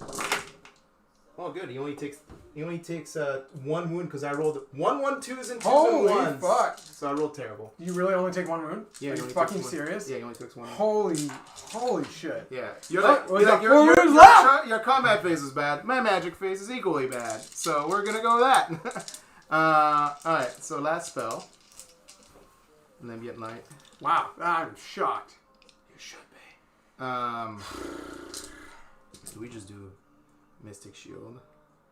Because there's really nothing else to do. I guess we can do Total Eclipse. But you have 0 CP right now. So I have 0 CP because I'm a fuckhead who risked it all.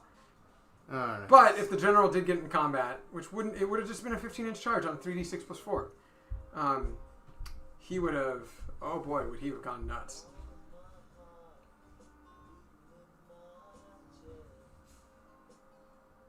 Yeah, the wardens would have gone down real quick. That's unfortunate. Oh well. Holy shit. Just my dogs. Yeah, Oh, I mean, I get it. That's why all my models fucking broke earlier. Just out. So, yeah, I don't know what his last spell is going to be. How many wins does this thing have left? 4? He's got 4 left. And this guy has taken 1. He's taken 1, so he's got 11 left. He's got Might 2. literally And he's just on be, might just literally be Arcane Bolt or Mystic Shield. We're going to do Mystic Shield on the Wardens. Okay. Would you like to unbind on a 10? That's the only one. That's the last one you're doing. Yeah. Yeah, Starseer. Oh, Okay. on a 13. 11 and a 12. Okay. All right, sounds good. That sounds good. All right. So my magic phase was totally like negated this turn. Oh, at the end. Yeah, but you on a 2-up automatically destroyed a unit of mine. Yeah. So It sounds about fair. This sounds about fair. it was my fault for having one seat. So I mean, it was a risk that it was worth taking. this That was the problem. Failed the last 2 spells. No, he did get Lambient Light off, and then he did get. Yeah, Assault Lambient Light Stone. went off. I'll let you have that. And then Assault Stone. So, all right, movement. I might test them out in my next list. True. We'll see. We'll see. I'm probably likely to stick to this and do Coalesce and then maybe try the Sallies.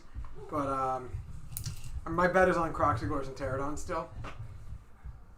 And as much as I like Croxigors in the way they are, I'm like really leaning towards having the Engine of the Gods nearby. Because like, even if the Engine of the Gods doesn't have the summoning mechanic and a Thunderquake battalion, having one in charge like a Stegodon is still like no bullshit in combat. Even if it's just a Stegodon chief, they're pretty fucking great in combat, especially when they can just point to something and be like, I have +1 save against it. And then because they have the skink keyword, then the Croxigor is hitting on 3s. So it's just like an added, like, haha, here you go. Create your story with Pandora and receive a free bracelet. The choice is yours. Explore over 80 bracelet styles. It's our gift to you when you spend $125 or more, September 24th through the 28th at Pandora Jewelry. Free bracelet up to $65 value. Three. No substitutions, restrictions apply. See store for details. Free Pandora bracelet with a $125 purchase. Click the banner to shop Pandora Jewelry or find a store near you.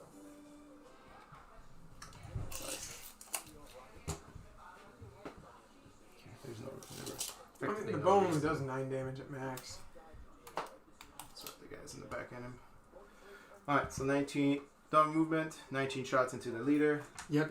3, No minuses. 6, Let me at him. 9, 12, 15. I mean, if you roll like I've seen you roll, like you can 19. kill him right here.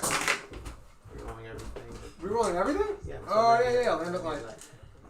So So it's taking 5, 6 mortal wounds, 7 mortal wounds. Yep. 8, 9, 10, and how many? And this many hits. Force one. And then 1 save. 1 save. I might lose him right now. No, we don't.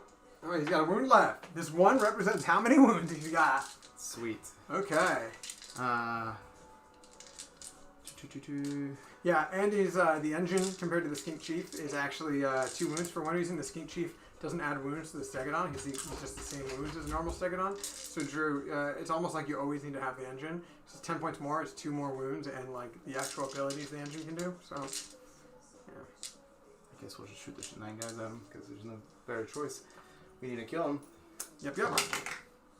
Well, there's 3 mortal wounds. 3 mortal wounds. That kills him. Okay, cool. Okay, that is unfortunate. He did not get to do anything.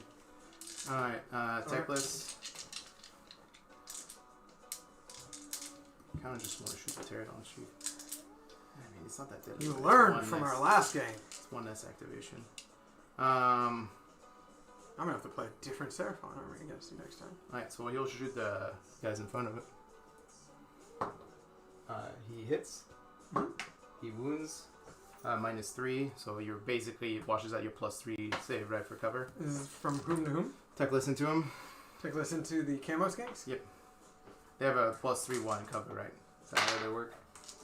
Look at you hoarding all the red dice. I'm sorry. Yeah, no, it's plus 3 to the cover save. Yeah, that's all good. So it's Ren minus 3. So it's 1 save? Yep. So their 6 up becomes a 3 up, comes back to a 6 up. Nope, goes through. How much damage? D6, 5, so it becomes 4 damage. 4. Alright, so 4 S, and this is into this unit? Yep. The closest So one. you're going to 1, 2. Yeah. Can't wait till 3. I charge, but that's okay. 3 and 4. Okay. Charges. Start with the techless. Minus 2, so 8-inch charge.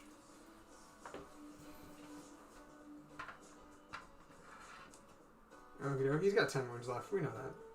Alright. And then charge for the other spear. Spear boys.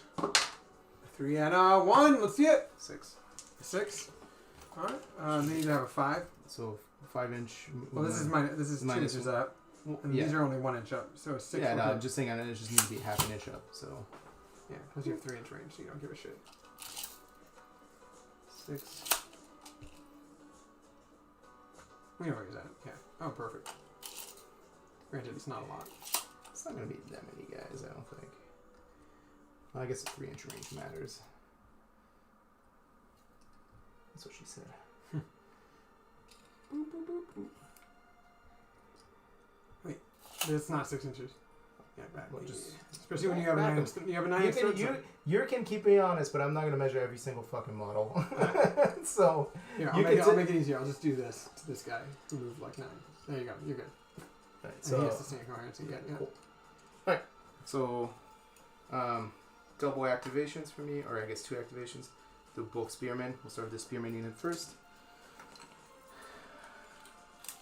We know where he is. Question is, do I give him reroll once to hit? No.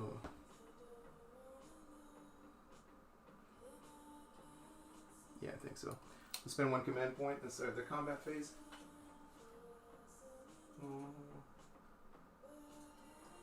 Going in a 1 CP, or 0 CP, sorry. Yep. So they're rerolling once to hit. They're going to pop their once per game into the skinks. Hit goes off. Does 2 mortal wounds into the skinks. 2 more wounds in the skinks. Yep. There you go. Alright, and then, so their first activation. So we have 1, 2, 3, 4, 5, 6, 7, 8, 9, 10, 11, 12, 13, 14. Wait, 20. don't you have the other guy? You're What do you mean? activating over there. Yeah, but I get to choose the order. I'm activating both unit, and I choose the order. When do you cast the little... At the start of the combat phase. Oh, got it. So 28 swings. 28 swings. Not counting the sergeant. Wait, they're 1, all 2, in? 3, 4, 5, 6. There's 3-inch range. Oh, yeah. And 1-inch piling too. 1, Mm-hmm. 2, sorry. 1, 2, 3, 4, 5, 6, 7, 8, 9, 10, 11, 12. Is there any more red dice? No, you took them all. Oh, there's 4 more. 12. Here you go. 13, 14. Alright, rerolling 1s, looking Yep. for 3s, and 5s and 6s. These are all the 1s. You're re-rolling things? Rerolling 1s. Yeah, it's because of what again? All out attack. Oh, you had the command point for it. Nice. And then immortal wounds. Yep. 8, 9, 10, 11. 11 mortal wounds. 12 mortal wounds. 4, 8, 12. These are all hits. And the rerolls. Hits on 3s, even if... Yep. They just went on 4s now. So 1 more, so 13 mortal wounds. 13 mortal wounds. Very nice. And 4s with no rend. And then 5 armor saves. 5 armor saves. There we go. Alright. That'll be 3 damage. So that'll kill 16 damage total. 2. Yep. And then 1, 2, 3, 4, 5, 6, Should kill 8. 7. Kills the whole unit. Okay. Okay. Well, I'm going to concede after this turn, so it's all good. Okie dokie. And then they're 1-inch, they're 3-inch piling for design Fuck. training company. Honestly, I don't think I made a bad move on that second turn. It's just You just spent the command point when you shouldn't I have. spent the command point where I shouldn't have, and then also you lasted way longer. You rolled way above average. Well, and also having to use my triumph, but I chose not to because I wanted to see. You didn't have to because you were Yeah, I plus didn't one armor need to. save, and the I plus one didn't armor need to. save almost made it better for you. Well, I could Because have been +1 and reroll. A 3-up. Well, no, but you could have waited till my Carnosaur was in. Yeah, If my Carnosaur got in, I could see you rerolling saves as well. yeah, I need to. The Carnosaur is the biggest threat because like every time I fail a save, it's like 5. Yeah, but being able to just invalidate my just you killed a majority of a Saurus unit because the Calathar was nearby, One, and two, I three, killed four, a five, decent 6, amount of 7. Sentinels, and that's unfortunate. So 14 swings. 8. 12. 14. And then. Yeah, I think we're gonna take a break on the Pterodons after this, you guys. Alright, 3 mortal wounds so far. Not that great on hits. This is into the chief. No, this is into the other community skink, isn't it? And then 2 saves. And then the sergeant. 2 hits. I'm gonna need some dice. Here, Yeah, I'm gonna I'll- take all these ones. Put him in the center. I'm a horde on my side. Just put him in the problem is like these dice are here and they shouldn't. I know, but you just keep on taking them, Smog. Yeah, because I can't put them there. They're literally in the wrong Alright, side of the table. anyways. It's So, 3 you have mortal wounds and how many saves? 3 mortal wounds, 2 at no rend, and 1 at -1. Alright, 2 at no rend. We're good. 1 at -1. We're good. Cool. And then I'll be 3 guys up. Yep. That'll be 1.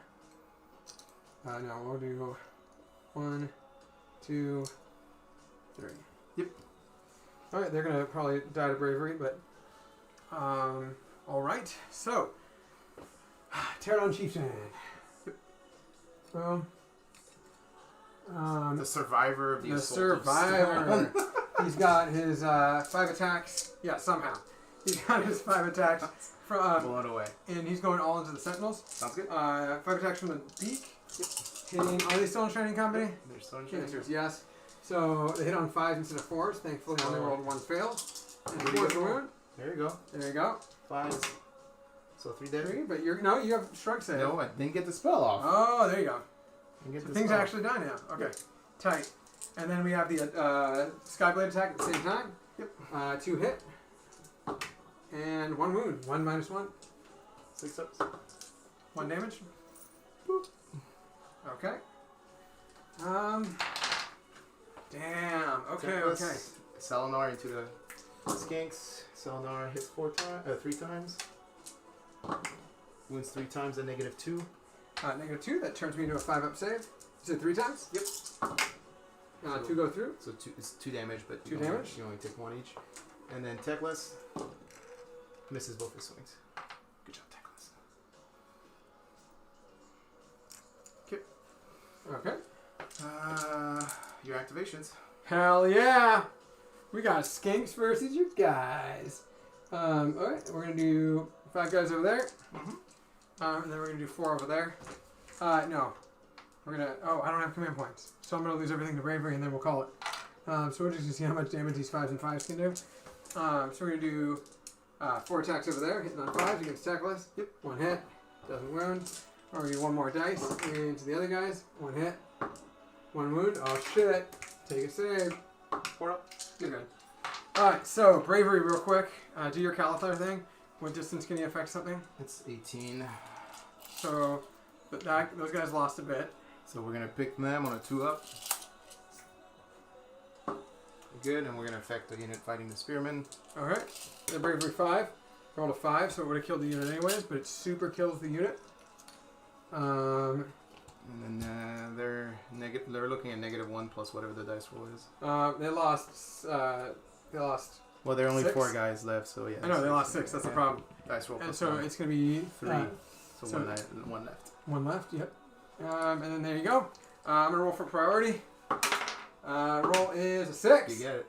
Wouldn't have mattered. I could score 2 more points, and then between the Sentinels and the Wardens and the Calathar, even regardless of spells or casting, you just be able to jump on the objectives with me. So I continue to have the top of turn 2, but my top of turn 2 I didn't kill nearly as much as I should have. The Yeah. 5-up shrug save, it's like you can't invalidate that, and frankly, like I didn't roll well enough to do as much damage, and he just happened to roll well enough to almost invalidate my units. I had 2 units of Saurus Warriors and Pterodons and a Pterodon Chieftain. Also, not having Essentially charged 2 units and almost not having mortal wound triggers here is also huge. Yeah. So that was big. Wish it was more of a game, you guys, but with Seraphon, it seems like every other game is less than ideal. So we're gonna test out one more list, and then we'll probably bring some death stuff. So TTS tournament next week. 3-round event on October 3rd. Yeah, I think so. Yeah. Garrett's running it. We're going to be posting. Jeremy and I will probably be streaming both of our games. I don't know what I'm going to run yet. I know I'm not going to run the list I brought last time, just because it's going to I know I can hone that one, and I know that unless I'm playing Blight Kings, it's going to be an interesting game. Like, it did fantastic against Illumineth. It did great against Fire Slayers, but I need to kind of hammer that one in a little bit more. And then this is, not counting TTS, this is only my 3rd game of Seraphon on the actual table physically. So, I'm not giving myself, you know what, actually, we'll reframe that. I am making excuses for myself, which is fine. But we're gonna try Salamanders out before we do Croak or a Skink army. But I really don't want to rely on Sotek's Fang, because I think it's boring, and I think it's unoriginal. But I am also, again, I like to build lists that are very holistic, that don't have to rely on one-trick ponies. So having a one-trick pony in the form of the Pterodons is kind of a hefty point investment. They're not out. They have fantastic board presence. It's just, if you have these shrug saves and you can just ignore them, it's just unfortunate. Yeah, that turn of having no Ren plus no mortal wound output for you just made that 1 unit of 21 was incredibly weak. The no mortal wound output was just brutal. Well, frankly, if my Pterodon went in, if my Carnosaur Scarvet came in, he does 6s cause an additional hit, and 6s do 2 mortal wounds each for his spear. Pretty fucking good. Yeah. It came down to.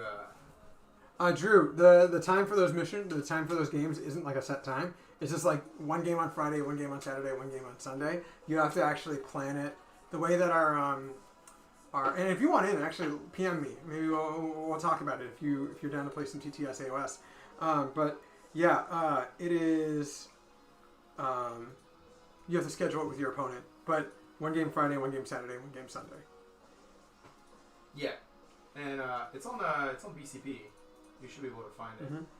So the funny thing is, in terms of a record with Seraphon, I am actually 50-50 right now. But I don't want to be 50-50.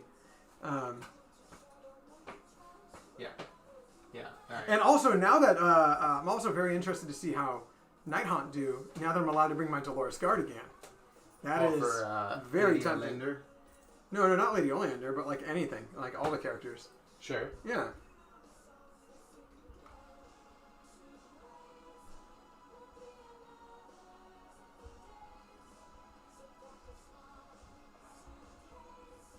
This thing is very finicky.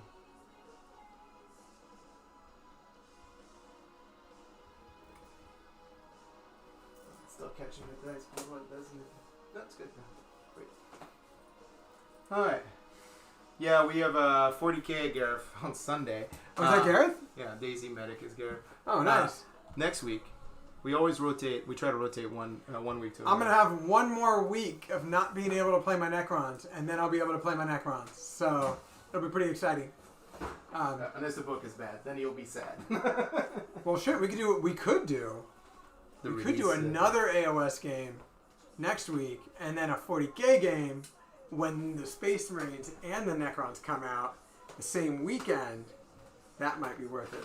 Careful, you're gonna trigger Gareth. He gave me a whole rant last night on Space Marines. What's wrong with Space